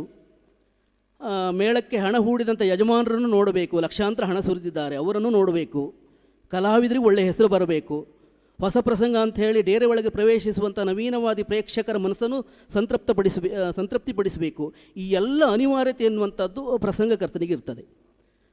ಆ ಎಲ್ಲ ಅಂಶಗಳನ್ನು ಮನಸ್ಸಿನಲ್ಲಿ ಗಮನೀಕರಿಸಿಕೊಂಡು ಕಾಳಿಂಗನವರು ಪ್ರಸಂಗ ನೀಡಿದರು. ಅವರ ಪ್ರಸಂಗಗಳು ಕಲಾತ್ಮಕವಾಗಿ ಮತ್ತು ವಾಣಿಜ್ಯಾತ್ಮಕವಾಗಿ ಎರಡು ಮುಖಗಳಲ್ಲಿಯೂ ಗೆಲ್ಲುವುದಕ್ಕೆ ಸಾಧ್ಯವಾಗಿದೆ. ಅಂಥ ಒಂದು ಶ್ರೇಷ್ಠ ಕವಿ ಕಾಳಿಂಗನವರು. ಯಕ್ಷಗಾನ ಪ್ರಸಂಗಗಳು ಸಾಹಿತ್ಯ ಕೃತಿ ಮತ್ತು ರಂಗಕೃತಿ ಎಂಬ ನೆಲೆಯಲ್ಲಿ ನಾವು ವಿವೇಚಿಸಬೇಕಾಗ್ತದೆ. ಕಾಳಿಂಗನವರ ಪ್ರಸಂಗಗಳು ಸಾಹಿತ್ಯ ಕೃತಿಗಳು ಹೌದು, ರಂಗಕೃತಿಗಳು ಹೌದು. ಎಷ್ಟೋ ಬಾರಿ ನಾವು ನಮ್ಮ ಪ್ರಸಂಗಗಳನ್ನು ನೋಡುವಾಗ ಅವು ರಂಗಕೃತಿಗಳಾಗಿ ಕಾಣುವುದಕ್ಕೆ ಸಾಧ್ಯ ಇಲ್ಲ, ಸಾಹಿತ್ಯ ಕೃತಿಗಳೇ ಆಗೇ ಇರ್ತದೆ. ಆದರೆ ಕಾಳಿಂಗನವರು ರಚಿಸಿದಂತಹ ಎಲ್ಲ ಪ್ರಸಂಗಗಳು ಕೂಡ ಸಾಹಿತ್ಯ ಕೃತಿಗಳು ಹೌದು, ರಂಗಕೃತಿಗಳು ಹೌದು. ಯಾಕೆಂದರೆ ಅವರ ಪ್ರಸಂಗಗಳು ಈಗೀಗಿನ ಪ್ರಸಂಗಗಳಂತೆ ಒಂದೇ ವರ್ಷ ಆಯುಷ್ಯವಲ್ಲ ಅವರ ಪ್ರಸಂಗಕ್ಕೆ. ಈಗಲೂ ಅವರ ಪ್ರಸಂಗಗಳು ಪ್ರಸ್ತುತ ಆಗ್ತದೆ. ಅದೇ ಒಂದು ಜ್ವಲಂತ ನಿದರ್ಶನ. ಯಾವುದೇ ಕಥೆಗೆ ಆಯ್ಕೆ ಮಾಡಿಕೊಳ್ಳುವಂಥ ವಸ್ತೂ ಕೂಡ ಅಷ್ಟೇ ಪ್ರಮುಖವಾದದ್ದು ಎನ್ನುವುದನ್ನು ಕಾಳಿಂಗನವರು ತಮ್ಮ ಎಲ್ಲ ಪ್ರಸಂಗಗಳಲ್ಲೂ ಜಾಣ್ಮೆಯಿಂದ ತೋರಿಸಿರುವುದನ್ನು ನಾವು ಗಮನಿಸಬಹುದು. ನಾಗಶ್ರೀ ಪ್ರಸಂಗವನ್ನು ತೆಗೆದುಕೊಂಡರೆ ನಮ್ಮ ಪೌರಾಣಿಕ ಪ್ರಸಂಗದ ಭೀಷ್ಮೋತ್ಪತ್ತಿಯ ಒಂದು ಪೌರಾಣಿಕ ಎಳೆಯನ್ನು ನಾವು ಆ ನಾಗಶ್ರೀ ಪ್ರಸಂಗದಲ್ಲಿ ನೋಡುವುದಕ್ಕೆ ಸಾಧ್ಯ ಆಗ್ತದೆ. ಅದು ಕಾಳಿಂಗನವರು ಪೌರಾಣಿಕವಾಗಿ ಹೊಸ ಪ್ರಸಂಗ ಕಾಣಬೇಕು ಎನ್ನುವ ನಿಟ್ಟಿನಲ್ಲಿ ಒಂದು ಸಾಧಿಸಿದಂತಹ ಒಂದು ವಿಶಿಷ್ಟವಾದಂಥ ಒಂದು ತಂತ್ರ. ಅರಸನೊಬ್ಬನ ಕ್ರೌರ್ಯ, ಅಬಲೆಯ ವಿಷಾದನೀಯತೆ, ಸಬಲೆಯವರುಗಳ ಶಕ್ತಿಗಾರಿಕೆ, ಅಣ್ಣ ತಂಗಿಯ ಆ ಬಾಂಧವ್ಯ ಎನ್ನುವಂಥದ್ದು ಎಷ್ಟು ಹೃದಯಂಗಮವಾಗಿ ಅವರು ಆ ನಾಗಶ್ರೀ ಪ್ರಸಂಗದಲ್ಲಿ ತೋರಿಸುವುದಕ್ಕೆ ಶಕ್ತರಾಗಿದ್ದಾರೆ. ನೀಲಗಗನದೊಳು ಮೇಘಗಳ ಎನ್ನುವಂಥ ಆ ಒಂದು ಪದ್ಯ ಎನ್ನುವಂಥದ್ದು ಆ ನಾಗಶ್ರೀ ಪ್ರಸಂಗದ ಹೈಲೈಟ್, ವಿಶೇಷ ಆಕರ್ಷಣೆಯಾಗಿ ಮೂಡಿಬಂದಿದೆ. ಇನ್ನು ವಿಜಯಶ್ರೀ ಪ್ರಸಂಗದಲ್ಲಿ ಹೆಣ್ಣಿನ ಉಭಯ ಮುಖಗಳು ಮತ್ತು ಸ್ವಯಂವರ ಸನ್ನಿವೇಶಗಳು ಈ ಯಕ್ಷಗಾನೀಯ ಆವರಣದಲ್ಲಿ ಮೂಡಿಬಂದಿದೆ. ಇನ್ನು ಕಾಂಚನಶ್ರೀ ಪ್ರಸಂಗದಲ್ಲಿ ಪ್ರೇತಾತ್ಮವನ್ನು ವಿಶೇಷವಾಗಿ ಅವರು ಬಳಸಿಕೊಂಡಿದ್ದಾರೆ. ತಂದೆಯ ಪ್ರೇತಾತ್ಮವನ್ನು ಮಗಳ ಕೈಯಿಂದಲೇ ದುಷ್ಟರ ವಧೆಯನ್ನು ಮಾಡಿಸುವಂತಹ ಒಂದು ವಿಶಿಷ್ಟ ತಂತ್ರಗಾರಿಕೆ ಎನ್ನುವಂಥದ್ದು ಕಾಂಚನಶ್ರೀ ಪ್ರಸಂಗದಲ್ಲಿ ಅವರು ಮಾಡಿದ್ದಾರೆ. ರೂಪಶ್ರೀ ಪ್ರಸಂಗದಲ್ಲಿ ರಾಜ್ಯ ಲೋಭ, ಕಾರುಣ್ಯಪರತೆ ಇದೆಲ್ಲ ಬಹಳ ಹೃದಯಸ್ಪರ್ಶಿಯಾಗಿ ಮೂಡಿಬಂದಿದೆ. ನಾವುಡರ ಪ್ರಸಂಗಗಳು ಯಾವುದರ ಅತಿರಂಜಕ ಅಭಿವ್ಯಕ್ತಿ ಇಲ್ಲದೆ ಸುಸಂಬದ್ಧವಾದ ಸಂವಿಧಾನದ ಸಪ್ರಮಾಣ ರಸವ್ಯಂಜಕತೆಯಿಂದ ಮೂಡುವಂಥ ಉದ್ಬೋಧಕ ಕಲಾಕೃತಿಗಳು ಎಂಬುದರಲ್ಲಿ ಯಾವುದೇ ಅನುಮಾನ ಇಲ್ಲ. ಕೇವಲ ಹೊಸತನಕ್ಕಾಗಿ ಪ್ರೇಕ್ಷಕರ ಕ್ಷುದ್ರ ಅಭಿರುಚಿಗೆ ತಾನು ಸ್ಪಂದಿಸದೆ ತಾನು ಹೊಸ ಪ್ರಸಂಗದಲ್ಲಿ ಏನು ನಾವೀನ್ಯವನ್ನು ನೀಡಿದ್ದೇನೆ ಅದನ್ನು ಮನಸ್ವಿ ಸ್ವೀಕರಿಸುವಂತೆ ಮಾಡಿದಂತಹ ಒಬ್ಬ ಶ್ರೇಷ್ಠ ಪ್ರಸಂಗಕರ್ತರಿದ್ದರೆ ಅದು ಕಾಳಿಂಗನವರು. ಅವರು ತಮ್ಮ ಪ್ರಸಂಗದಲ್ಲಿ ಎಲ್ಲ ರೀತಿಯ ರಸಭಾವಗಳನ್ನು ಪ್ರತಿಪಾದಿಸ್ತಾ ಹೋಗ್ತಾರೆ. ಹೆಣ್ಣಿನ ಪಾವಿತ್ರ್ಯತೆ ಇರಬಹುದು, ಅಲೌಕಿಕ ಪಾರಮ್ಯ ಇರಬಹುದು, ದೈವದ ಒಂದು ಮಹಾತ್ಮೆ ಇರಬಹುದು, ಸಜ್ಜನ ಪ್ರೇಮ ಇರಬಹುದು, ಸ್ನೇಹಶೀಲತೆ ಇರಬಹುದು, ಕೌಟುಂಬಿಕ ಮಹತ್ವ ಇರಬಹುದು. ಈ ಎಲ್ಲ ವಿಚಾರಗಳನ್ನು ಅವರು ತಮ್ಮೆಲ್ಲ ಪ್ರಸಂಗಗಳಲ್ಲೂ ನಿರೂಪಿಸ್ತಾ ಹೋಗ್ತಾರೆ. ಕಾಳಿಂಗನವರು ತಮ್ಮ ಪ್ರಸಂಗಗಳಲ್ಲಿ ನಾವು ಕಾಣುವಂಥ ಹಳೆಯ ಪ್ರಸಂಗಗಳಲ್ಲಿ ಕಾಣುವಂಥ ಈ ಮೃಗಬೇಟೆ, ವನವಿಹಾರ, ಜಲಕ್ರೀಡೆ, ಸ್ವಯಂವರ ಮೊದಲಾದಂಥ ಎಲ್ಲ ಅಂಶಗಳಲ್ಲೂ ಕೂಡ ಅವರು ಹೊಸ ಪ್ರಸಂಗದಲ್ಲಿ ಹಾಕಿದ್ದಾರೆ. ಇದು ಬಹಳ ಮುಖ್ಯವಾದಂಥ ವಿಷಯ. ಯಾಕೆಂದರೆ ನಾವು ಹೊಸ ಪ್ರಸಂಗಕರ್ತರು ಬಹಳ ಗಮನಿಸಬೇಕಿದನ್ನು. ಅದು ಹೊಸತನದಲ್ಲಿ ನಿರೂಪಿಸಿದ್ದಾರೆ. ಒಂದು ಪೌರಾಣಿಕ ಆವರಣ ಸೃಷ್ಟಿಗೆ ಕಾಳಿಂಗನವರು ಮಾಡಿಕೊಂಡಂಥ ಇದರ ಒಂದು ಪ್ರಸಂಗ ತಂತ್ರ, ಒಂದು ರಂಗತಂತ್ರವೂ ಹೌದು. ಅವರ ಪ್ರಸಂಗಗಳಲ್ಲಿ ಬರುವಂಥ ಪಾತ್ರ ಮತ್ತು ರಾಜ್ಯಗಳಿಗೂ ಕೂಡ ಆ ಒಂದು ಪೌರಾಣಿಕವಾದ ಹೆಸರುಗಳನ್ನು ಇರಿಸಿದ್ದಾರೆ. ನಾವುಡರ ವಿವಿಧ ಪ್ರಸಂಗಗಳಲ್ಲಿ ಬರುವಂತಹ ಯಾವುದೇ ನೀವು ಪ್ರಸಂಗವನ್ನು ನೋಡಿ, ಅವರ ಆ ಒಂದು ಪ್ರಸಂಗಗಳಲ್ಲಿ ಬರುವಂಥ ಪಾತ್ರಗಳಿಗೆ ಶೂರಸೇನ, ಪದ್ಮಸೇನ, ಸತ್ಯವರ್ಮ, ಸುದರ್ಶನ, ಬಾಹುಬಲ ಈ ರೀತಿಯ ಒಂದು ಪೌರಾಣಿಕವಾದಂಥ ಹೆಸರುಗಳನ್ನು ಅವರು ಇರಿಸಿದ್ದಾರೆ. ಇನ್ನು ರಾಜ್ಯಗಳು ಕಾಂಬೋಜ, ಆವಂತಿ, ಮಣಿಪುರ, ಕಳಿಂಗ ಈ ರೀತಿಯ 56 ದೇಶಗಳ ಆ ಒಂದು ಹೆಸರುಗಳನ್ನೇ ಅವರು ಹೆಚ್ಚಾಗಿ ಬಳಕೆ ಮಾಡಿದ್ದಾರೆ. ಅಂದರೆ ಪೌರಾಣಿಕವಾಗಿಯೂ ಪ್ರೇಕ್ಷಕ ಇರಬೇಕು ಎನ್ನುವಂತಹ ಆ ಒಂದು ಪ್ರಸಂಗ ರಚನಾ ತಂತ್ರ ಎನ್ನುವುದು ಅವರಲ್ಲಿತ್ತು. ಹಾಗೆ ಪೌರಾಣಿಕ ಹೆಸರುಗಳನ್ನು ಮಾತ್ರ ಕಾಳಿಂಗನವರು ಇಟ್ಟರೋ ತೀರ ಹೊಸತನಕ್ಕೂ ಅವರು ತೆರೆದುಕೊಂಡವರು ನಾವು ಪ್ರಸಂಗಗಳನ್ನು ಗಮನಿಸುವಾಗ ಸಿಗ್ತದೆ. ಅವರು ಇರಿಸಿದಂಥ ಹೆಸರುಗಳು ಯಾವ ಪೌರಾಣಿಕ ಪ್ರಸಂಗಗಳಲ್ಲಿ ಸಿಗುವುದಿಲ್ಲ, ಯಾವ ಹೊಸ ಪ್ರಸಂಗದಲ್ಲಿ ಸಿಗುವುದಿಲ್ಲ, ನಾವು ಹಿಂದೆ ಎಲ್ಲಿಯೂ ಕೇಳುವುದಕ್ಕೆ ಸಾಧ್ಯ ಇಲ್ಲ. ಈಗ ನಾಗಶ್ರೀ ಪ್ರಸಂಗವನ್ನೇ ತೆಗೆದುಕೊಂಡರು, ಶಿಥಿಲ ಎನ್ನುವಂಥ ಹೆಸರು ಎಲ್ಲಿ ಬರ್ತದೆ? ಯಾವ ಪೌರಾಣಿಕ ಪ್ರಸಂಗದಲ್ಲಿಲ್ಲ, ಯಾವ ಹೊಸ ಪ್ರಸಂಗದಲ್ಲೂ ಇಲ್ಲ. ಶಿಥಿಲ, ಕೈರವ, ದಾರಿಕೆ, ವಿಜಯಶ್ರೀ ಪ್ರಸಂಗದ ಮಣಿಪ್ರಭೆ, ಇನ್ನು ಕಾಂಚನಶ್ರೀ ಪ್ರಸಂಗದಂಥ ಶಾರಿಕೆ, ರುಚಿರ, ರೂಪಶ್ರೀ ಪ್ರಸಂಗದ ಚಿತ್ರಾಯುಧ ಈ ಹೆಸರುಗಳಲ್ಲಿ ಎಲ್ಲಿ ಕಾಣುವುದಕ್ಕೆ ಸಾಧ್ಯ ಇದೆ? ಅವರು ಕಾಳಿಂಗನವರೇ ತಾವೇ ಸೃಷ್ಟಿಸಿದಂಥ ವಿಶೇಷವಾದಂಥ ಒಂದು ಹೆಸರುಗಳು. ಪ್ರಸಂಗ ಕವಿಯಾದಂಥ ಕಾಳಿಂಗನವರ ಕಥನ ಕಲೆಗಾರಿಕೆ ಮತ್ತು ರಂಗತಾಂತ್ರಿಕೆ ಎಷ್ಟು ಪ್ರಭಾವಪೂರ್ಣವೋ ಅವರ ಪದ್ಯ ರಚನೆಯೂ ಕೂಡ ಅಷ್ಟೇ ಗಮನಾರ್ಹವಾದದ್ದು, ಛಂದೋಬದ್ಧವಾದದ್ದು ಎನ್ನುವುದನ್ನು ನಾವು ಇಲ್ಲಿ ಗಮನಿಸಲೇಬೇಕಾಗ್ತದೆ. ನಮ್ಮ ಗುರುಗಳಾದಂಥ ಸದಾನಂದ ಐತಾಳ್ರಿ ಇಲ್ಲಿದ್ದಾರೆ.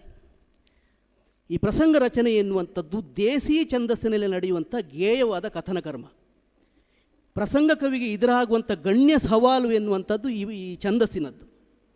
ಒಂದು ಪದ್ಯದ ಸ್ವರೂಪವನ್ನು ಅಳೆಯುವಂಥ ಮಾನದಂಡ ಎನಿಸಿದಂಥ ಛಂದಸ್ಸನ್ನು ಕಾಳಿಂಗನಾವುಡ್ರು ಸಂಪೂರ್ಣವಾಗಿ ಅರಗಿಸಿಕೊಂಡೇ ಪದ್ಯ ರಚನೆ ಮಾಡಿದ್ದಾರೆ ಅಂತ ನಮಗನ್ನಿಸ್ತದೆ. ಯಾಕೆಂದರೆ ಅವರ ಎಲ್ಲ ಪದ್ಯಗಳನ್ನು ನೋಡುವಾಗ ಛಂದೋಬದ್ಧತೆ ಇರುವುದನ್ನು ನಾವು ಗಮನಿಸಿದ್ದೇವೆ. ಛಂದೋನೇತವಾದಂಥ ಲಯಗತಿಗೆ, ಪದ ಸಂಯೋಜನೆಗೆ ನಾವು ಸಾಮಾನ್ಯವಾಗಿ ಮುಟ್ಟು ಎನ್ನುವುದಾಗಿ ಕರಿತೇವೆ. ನಾವುಡರ ರಚನೆ ಎಲ್ಲ ಪ್ರಸಂಗಗಳಲ್ಲೂ ಒಂದು ರೀತಿಯ ಹಳೆಯ ಮುಟ್ಟುಗಳ ಪದ್ಯಗಳನ್ನೇ ನಾವು ನೋಡುವುದಕ್ಕೆ ಸಾಧ್ಯ ಇದೆ. ಆ ನೆಲೆಯಲ್ಲಿ ಅವರು ಪದ್ಯ ರಚನೆ ಮಾಡಿದ್ದಾರೆ. ಯಾಕೆಂದರೆ ಕಾಳಿಂಗನಾವುಡ್ರಿಗೆ ಎಲ್ಲ ಪೌರಾಣಿಕ ಪ್ರಸಂಗಗಳ ಪ್ರಭುತ್ವ ಮತ್ತು ಹಿಡಿತ ಇರುವುದರಿಂದ ಅವರ ರಚನೆ ಎಲ್ಲ ಪದ್ಯಗಳು, ಹೊಸ ಪ್ರಸಂಗದ ಪದ್ಯಗಳೂ ಕೂಡ ಹಳೆಯ ಮುಟ್ಟುಗಳಲ್ಲಿಯೇ ರಚನೆ ಆಗಿದೆ. ಇದು ಬಹಳ ಮುಖ್ಯವಾದಂಥ ವಿಷಯ. ಯಕ್ಷಗಾನದ ಕೃತಿಯು ಗೇಯಾತ್ಮಕವಾದ್ದರಿಂದ ಭಾಷೆಯ ಮರ್ಮಜ್ಞತೆಯನ್ನು ಮತ್ತು ವ್ಯಾಕರಣದ ಆಂತರ್ಯವನ್ನು ಅರಿತೇ ಅವರು ಪ್ರಸಂಗ ರಚನೆಯನ್ನು ಮಾಡುವಲ್ಲಿ ಯಶಸ್ವಿಯಾಗಿದ್ದಾರೆ. ಯಕ್ಷಗಾನ ಪ್ರಸಂಗ ಎನ್ನುವಂಥದ್ದು ಈಗಾಗಲೇ ಆ ವಿಷಯ ಬಂದಿದೆ, ಪ್ರೌಢವಾದ ಕಾವ್ಯ ಪ್ರಬಂಧ. ಅಲ್ಲಿ ಬಳಸುವಂಥ ಭಾಷೆಗಳ ಬಳಕೆಯೂ ಕೂಡ ಪ್ರೌಢವಾಗಿಯೇ ಇರಬೇಕು. ತೀರ ಸಣ್ಣದಾದಂಥ ಗ್ರಾಮ್ಯವಾದ ಭಾಷೆಗಳನ್ನು ಕಾಳಿಂಗನಾವುಡ್ರು ಪದ್ಯದಲ್ಲಿ ಬಳಸಲಿಲ್ಲ. ಪ್ರೌಢವಾದ ಭಾಷೆಯನ್ನೇ ಎಲ್ಲರಿಗೂ ಅರ್ಥವಾಗುವಂಥ ರೀತಿಯಲ್ಲಿ ಬಳಸಿದ್ದಾರೆ. ಅಂದರೆ ಪ್ರೇಕ್ಷಕರು ಕೂಡ ಸಾಮಾನ್ಯರಲ್ಲ, ಪ್ರೌಢರೇ ಎನ್ನುವ ರೀತಿಯಲ್ಲಿ ತಾವು ಆ ಪ್ರಸಂಗಗಳನ್ನು ಯಕ್ಷಗಾನ ಲೋಕಕ್ಕೆ ಸಮರ್ಪಣೆ ಮಾಡಿದ್ದಾರೆ. ನಾವುಡರ ಯಕ್ಷಗಾನ ಪ್ರಸಂಗ ರಚನೆಯ ಪದ್ಯಗಳಲ್ಲಿ ಅಕ್ಷರ ಸಂಖ್ಯಾ ಸಮತ್ವ, ಮಾತ್ರಾ ಸಮತ್ವ, ಅವಯವ ಪರಿಮಾಣ ಎನ್ನುವಂಥ ಯಕ್ಷಗಾನದ ಛಂದೋ ನಿಯಮಗಳನ್ನು ಅವರು ಭಾಳ ಸೂಕ್ಷ್ಮವಾಗಿ ಬಳಸಿದ್ದಾರೆ. ಮಾತ್ರೆ, ಗಣ, ಯತಿ, ಪಲ್ಲವಿ, ಅನುಪಲ್ಲವಿ, ಮುಡಿ, ಪದ್ಮಗಣ, ಶಿಖಾಪದ ಮೊದಲಾದಂಥ ಯಕ್ಷಗಾನದ ಛಂದೋ ನಿಯಮಗಳೇನಿದೆ ಅದೆಲ್ಲವೂ ಕೂಡ ಅವರ ಪದ್ಯಗಳಲ್ಲಿದೆ. ಭಾಮಿನಿ, ವಾರ್ಧಿಕ, ಕಂದಪದ್ಯ, ದ್ವಿಪದಿ, ಸಾಂಗತ್ಯ ಮೊದಲಾದಂಥ ಛಂದೋ ಲಕ್ಷಣಗಳಿವೆ. ಹಾಗೆಯೇ ಜನಪದ ಛಂದಸ್ಸನ್ನು ಕೂಡ ಅವರು ಬಳಸಿದ್ದಾರೆ. ಜೋಗುಳ ಇರಬಹುದು, ಯಾಲಪದ, ವೃತ್ತಗಂಧಿ ಮೊದಲಾದಂಥ ಛಂದಸ್ಸನ್ನು ಕೂಡ ಅವರು ಎಲ್ಲ ಕೆಲವು ಪದ್ಯಗಳಲ್ಲಿ ಬಳಕೆ ಮಾಡಿದ್ದಾರೆ, ನೋಡಬಹುದು ನಾವು. ನಾವುಡರ ರಚನೆಯ ಪದ್ಯಗಳಲ್ಲೂ ಪ್ರಾಸವೂ ಕೂಡ ತ್ರಾಸವಿಲ್ಲದೆ ರಚನೆಯಾಗಿದೆ. ಸಿಂಹಪ್ರಾಸ ಇರಬಹುದು, ಗಜಪ್ರಾಸ, ಅಜಪ್ರಾಸ, ಹಯಪ್ರಾಸ, ಈ ರೀತಿಯ ಪ್ರಮುಖವಾದಂಥ 6 ರೀತಿಯ ಪ್ರಾಸಗಳನ್ನು ಕೂಡ ಅವರು ತಮ್ಮ ಪ್ರಸಂಗಗಳಲ್ಲಿ ಪ್ರಸಂಗ ಪದ್ಯಗಳನ್ನು ನಿರೂಪಿಸ್ತಾ ಹೋಗಿದ್ದಾರೆ. ಯಕ್ಷಗಾನ ಪ್ರಸಂಗ ಎನ್ನುವಂಥದ್ದು ರಂಗಭೂಮಿಯ ಒಂದು ನಾಟಕದ ಆಂತರ್ಯದಿಂದಲೇ ಸಾಗುವಂಥ ಒಂದು ರಂಗಭೂಮಿ. ಅಂದರೆ ಅದರ ಮೂಲ ಅಂತಸತ್ವ ಎನ್ನುವಂಥದ್ದು ನಾಟಕೀಯ ಧರ್ಮದಲ್ಲೇ ಹೋಗುವಂಥದ್ದು. ಈ ಸಂವಾದ ಸನ್ನಿವೇಶಗಳು ಮತ್ತು ಸಂಭಾಷಣೆಯ ಸನ್ನಿವೇಶಗಳಲ್ಲಿ ನಮ್ಮ ಪೌರಾಣಿಕ ಪ್ರಸಂಗಗಳಲ್ಲಿ ಪದ್ಯ ಮಾಲಿಕೆ ಇರ್ತದೆ. ಪೌರಾಣಿಕವಾದ ಮುಟ್ಟುಗಳ ಒಂದು ಮಾಲಿಕೆ ಇರ್ತದೆ. ಒಂದು 8-10 ಪದ್ಯಗಳು, ಒಂದೇ ಜಾತಿಯ ಒಂದೇ ಮಟ್ಟಿನ ಪದ್ಯಗಳು. ಕೇದಾರಗಳು ಅಷ್ಟ ಅಂತ ಹೇಳಿದರೆ ಒಂದು 10 ಪದ್ಯವು ಕೇದಾರಗಳುವೆ. ಸೌರಾಷ್ಟ್ರ ತ್ರಿವುಡೆ ಅಂತ ಹೇಳಿದರೆ ಒಂದು 15 ಪದ್ಯವು ಸೌರಾಷ್ಟ್ರ ತ್ರಿವುಡೆ. ಈ ರೀತಿಯಲ್ಲಿ ರಂಗಭೂಮಿಯಲ್ಲಿ ಅದನ್ನು ಪ್ರಸ್ತುತಪಡಿಸಿದಾಗ ಕೆಲವೊಂದು ಸಂದರ್ಭದಲ್ಲಿ ಏಕತಾನತೆ ಪ್ರೇಕ್ಷಕರಿಗೆ ಮೂಡುವುದು ಸಹಜ.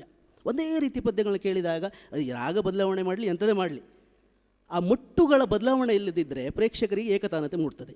ಆದರೆ ಕಾಳಿಂಗನಾವುಡ್ರು ಏನು ಮಾಡಿದ್ದಾರೆ ಅಂತ ಹೇಳಿದರೆ, ಇಂಥ ಸನ್ನಿವೇಶ ಮತ್ತು ಸಂಭಾಷಣೆ ಸಂವಾದದ ಸಂದರ್ಭದಲ್ಲಿ ಪ್ರತಿಯೊಂದು ಪದ್ಯಗಳನ್ನು ವಿವಿಧ ಮುಟ್ಟುಗಳಲ್ಲಿ ಹಾಕುತ್ತಾ ಹೋಗಿದ್ದಾರೆ. ಇದು ಬಹಳ ಜನರಿಗೆ ಬಹಳ ಹತ್ತಿರ ಆಗುವುದು ಸಾಧ್ಯ.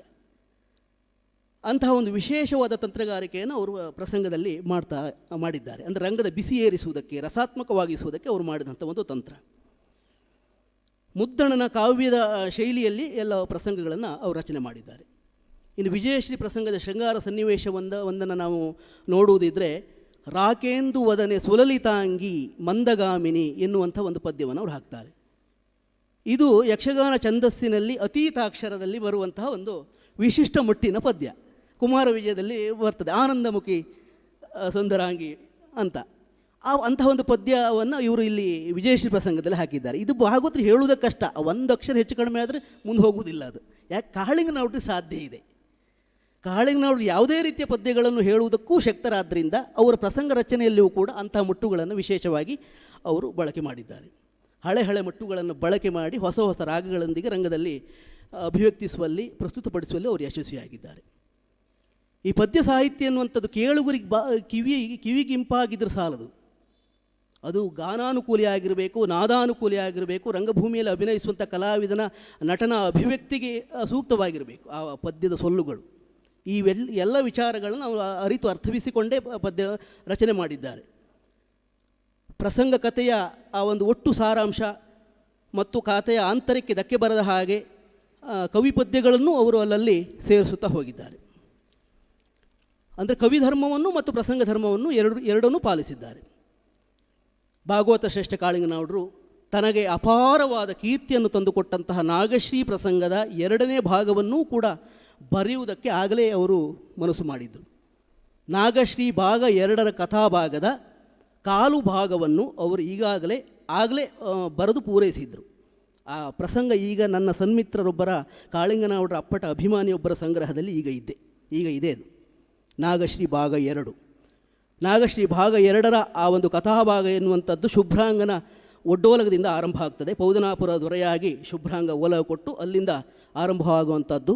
ಶುಭ್ರಾಂಗ ಮತ್ತು ನಾಗಶ್ರೀಯ ಆ ಒಂದು ದಾಂಪತ್ಯದ ಫಲವಾಗಿ ಜಯದತ್ತ ಎನ್ನುವಂಥ ಮಗ ಹುಟ್ಟುತ್ತಾನೆ.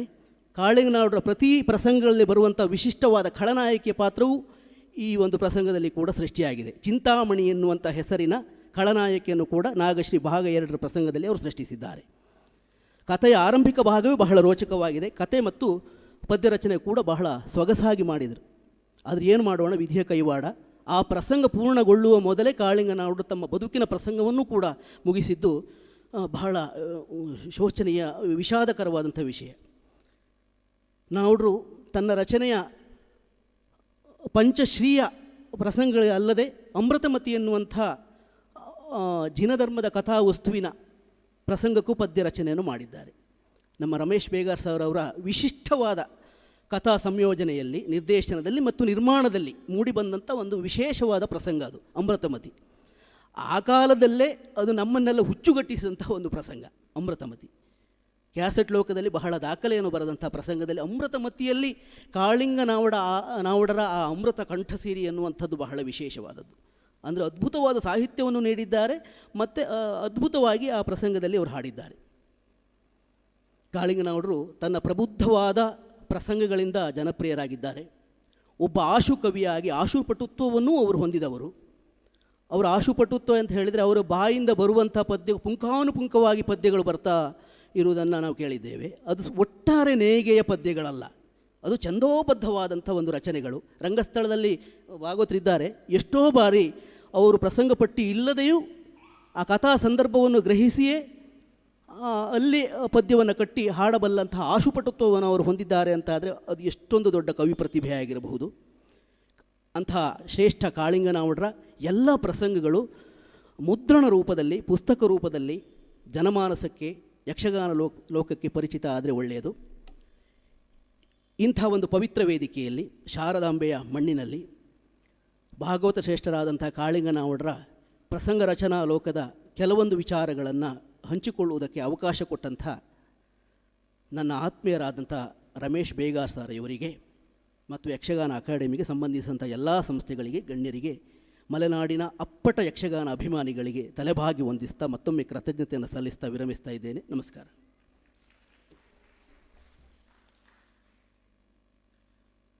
ಧನ್ಯವಾದಗಳು ಪ್ರಸಾದ ಮೊಗೆಬೆಟ್ಟು.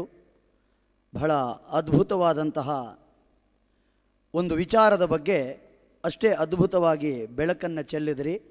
ಈ ಎಷ್ಟೋ ಸಂಗತಿಗಳು ನಮಗೆ ಕೂಡ ಗೊತ್ತಿರಲಿಲ್ಲ. ಏನು ಮಂಜಣ್ಣ, ಕಾಳಿಂಗನವರ ಅಗದಿ ಒಡನಾಡಿಗಳಾಗಿ ಕೂಡ ನಮಗೆ ಗೊತ್ತಿಲ್ಲದೆ ಇರುವ ವಿಚಾರವನ್ನು ಈ ತಲೆಮಾರಿನವರಾಗಿ ನೀವು ಗ್ರಹಿಸಿದ ಬಗೆ ಅನನ್ಯ ಅನ್ನುವ ಮಾತನ್ನು ಹೇಳ್ತಾ, ಕಾಳಿಂಗನವರು ಹವ್ಯಾಸಿ ಕಲಾವಿದರ ವಲಯದಲ್ಲೂ ಕೂಡ ತನ್ನದೇ ಆದ ಛಾಪನ್ನು, ತನ್ನದೇ ಆದ ಒಂದು ವ್ಯಕ್ತಿತ್ವದ ಪ್ರಭಾವಳಿಯನ್ನು ನಿರೂಪಿಸಿದವರು. ಆ ವಿಚಾರದ ಕುರಿತು ಈಗ ಬೆಳಕು ಚೆಲ್ಲಲಿರುವುದು ನಮ್ಮ ಮಲೆನಾಡಿನ ಸ್ಥಳೀಯ ಸಂಪನ್ಮೂಲ ಪ್ರತಿಭೆ, ವೃತ್ತಿಯಲ್ಲಿ ಶಿಕ್ಷಕರು, ಯಕ್ಷಗಾನದ ಅರ್ಥಧಾರಿ, ಪಾತ್ರಧಾರಿ ಜನಾರ್ದನ MS ಜನಾರ್ದನ ಮಂಡಗಾರು.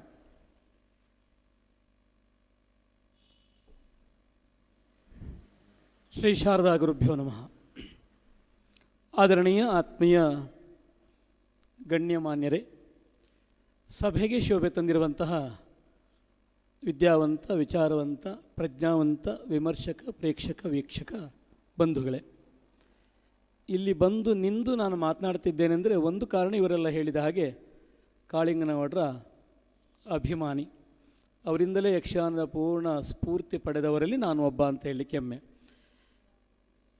ಅವರು ಕೊಟ್ಟ ವಿಷಯಕ್ಕೆ ನೇರವಾಗಿ ಪ್ರವೇಶ ಮಾಡ್ತೇನೆ. ಸಾಲಿಗ್ರಾಮ ಮೇಳದ ಪ್ರಧಾನ ಭಾಗವತರಾಗಿ ಕಾಳಿಂಗನಾವುಡರು ಕಾಣಿಸಿಕೊಂಡ ದಿನದಿಂದ ಅವರ ಆತ್ಮೀಯತೆಯನ್ನು ಪಡೆದ, ಅವರೊಂದಿಗೆ ಒಡನಾಡಿದ ಅನುಭವದ ಹಿನ್ನೆಲೆಯಲ್ಲಿ ಮಾತನಾಡಲಿಕ್ಕೆ ನಾನು ಸ್ವಲ್ಪ ಸಿದ್ಧನಾದದ್ದು. ಶೃಂಗೇರಿಯ ಹತ್ತಿರ ಎಲ್ಲೇ ಆಗಲಿ, ಶೃಂಗೇರಿ, ಕೊಪ್ಪ, ಹರಿಹರಪುರ, ತೀರ್ಥಹಳ್ಳಿ ಕ್ಯಾಂಪ್ಗಳಿದ್ದರೆ ಅವರು ಹೆಚ್ಚಾಗಿ ಭೇಟಿ ಕೊಡುವ 3 ಮನೆಗಳಿತ್ತು. ಒಂದು ಚೇರುಗೋಡು ತಿಮ್ಮಯ್ಯನವರ ಮನೆ, ಅವರ ಪರಮಾಪ್ತರಾದಂಥ ಹಳಕ ಲಕ್ಷ್ಮೀನಾರಾಯಣ ಭಟ್ರ ಮನೆ, ಎದುರು ಮನೆ ಶೇಷಿರೇನವರ ಮನೆ. ಅವರು ಬರ್ತಾರೆ ಅಂದರೆ ನಾವೆಲ್ಲ ಅವ್ರು ನೋಡಲಿಕ್ಕೆ, ಮಾತನಾಡಲಿಕ್ಕೆ ಓಡಿ ಹೋಗುವವರು. ಮೊದಲು ದೂರದಿಂದ ನೋಡಿದಾಗ ಭಯಗೊಳ್ಳುತ್ತಿದ್ದ ನಮಗೆ ಅವರ ಆತ್ಮೀಯತೆಯ ಸೋಂಕು ತಗಲಿದ ಮೇಲೆ ನಾವು ಹತ್ತಿರವಾದೆವು. ಆದರೂ ಡೇರೆಯ ಒಂದು ಅಂಕಣದಲ್ಲಿ ಕುಳಿತ ಹೊತ್ತಿನಲ್ಲಿ ಹೋಗಿ ಮಾತನಾಡಲಿಕ್ಕೆ ನಮಗೆ ಭಯವೇ. ದೂರ ನಿಂತದ್ದನ್ನು ಕಂಡು ಪ್ರೀತಿಯಿಂದ ನಾವು ಕರೆದ ಮೇಲೆ ಸಾಲಿಗ್ರಾಮ ಮೇಳದಲ್ಲಿ ಅವರಿಗೆ ಇದ್ದ ಪ್ರತ್ಯೇಕ ಕೊಠಡಿಗೆ ಹೋಗಿ ಮಾತನಾಡ್ತಾ ಇದ್ದೆವು. ಅದಕ್ಕೊಂದು 2-3 ಕಾರಣಗಳುಂಟು. ಆ ನಿಟ್ಟಿನಲ್ಲಿ ಮಾತನಾಡ ಬಯಸ್ತೇನೆ. ಯಾಕೆಂದರೆ ಹವ್ಯಾಸಿ ಒಳಗದಲ್ಲಿ 45 ವರ್ಷಗಳಿಂದ ಈ ಮಲೆನಾಡಿನಲ್ಲಿ ಉಳಿದುಕೊಂಡು ಯಕ್ಷರಂಗಕ್ಕೆ ತನ್ನದೇ ಆದ ಕೊಡುಗೆಯನ್ನು ನೀಡಬಲ್ಲಂಥ ಶ್ರೀ ವೆಂಕಟೇಶ್ವರ ಯಕ್ಷಗಾನ ಕಲಾ ಸಂಘ ಹೊನ್ನವಳ್ಳಿ, ಇದೇ ತಾಲೂಕಿನದು. ಮಾನ್ಯ ಅಧ್ಯಕ್ಷರಾದ ನಾಗೇಶ್ ಕಾಮತ್ರವರಿದ್ದಾರೆ, ಸಂಘದ ಅನೇಕ ಕಲಾವಿದರಲ್ಲಿದ್ದಾರೆ. ನಾನು ಒಬ್ಬ ಕಲಾವಿದ.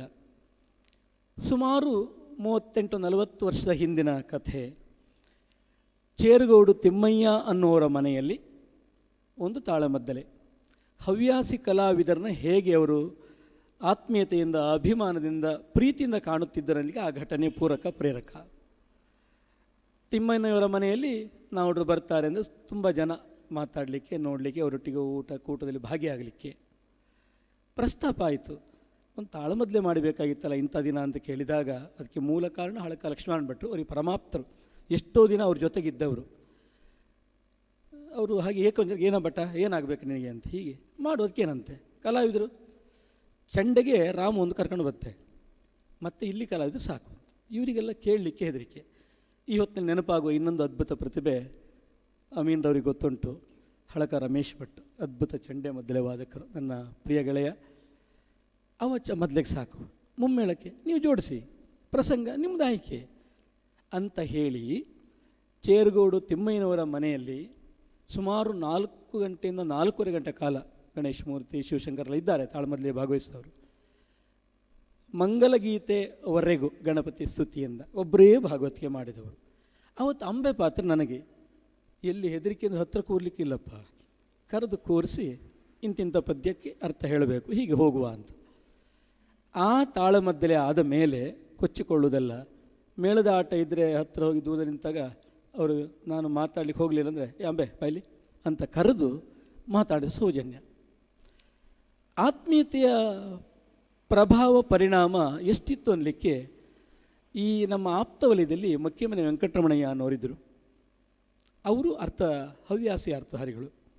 ಅವರು ತೀರಿಕೊಂಡ 13 ದಿನ ವೈಕುಂಠ ಸಮಾರಾಧನೆ, ರುಕ್ಮಾಂಗದ ಚರಿತ್ರೆ ಕಥಾಭಾಗ, ನಾನೇ ಮೋಹಿನಿ ಪಾತ್ರವನ್ನು ಹೇಳ್ತಾ ಇದ್ದೆ. ಆ ತಾಳಮದ್ದಲೆ ಆರಂಭವಾಗಿ ಅರ್ಧ ಗಂಟೆ ನಂತರ ಬಂದವರು ನೇರವಾಗಿ ಭಾಗವತಿಗೆ ಕುಳಿತುಕೊಂಡ್ರು. ಅವತ್ತು ಇದ್ದವರು ಸುಮಾರು ಜನ ಇದ್ದಾರೆ. ಸುಮಾರು 10 ಪದ್ಯಗಳನ್ನು ಹೇಳಿದರು. ಎಲ್ಲ ಇದ್ದವರು ನಮ್ಮಂಥ ಹುಡಿಪಡಿ ಕಲಾವಿದರು, ಅಪ್ರಬುದ್ಧ ಅಪ್ರಸಿದ್ಧ ಕಲಾವಿದರು. ನಮಗೆ ಕೂತ್ಕೊಳ್ಳಿಕ್ಕೆ ಹೆದರಿಕೆ ಇಲ್ಲ, ಕೂತ್ಕೊಳ್ಳಿ, ಅರ್ಥ ಹೇಳಿ, ನಿಮ್ಮ ಪದ್ಯ ನೀವು ಹೇಳಿ, ಅರ್ಥ ಹೇಳಿ ಅಷ್ಟೇ ಅಂತ ಹೇಳಿ ಅದ್ಭುತವಾಗಿ ಹಾಡಿ ಹೊರಟು ಹೋಗೋರು ಮನೆಯವ್ರನ್ನ ಕರೆದು ಹೇಳಿದ ಮಾತು ಆಪ್ಯಾಯಮಾನವಾದದ್ದು.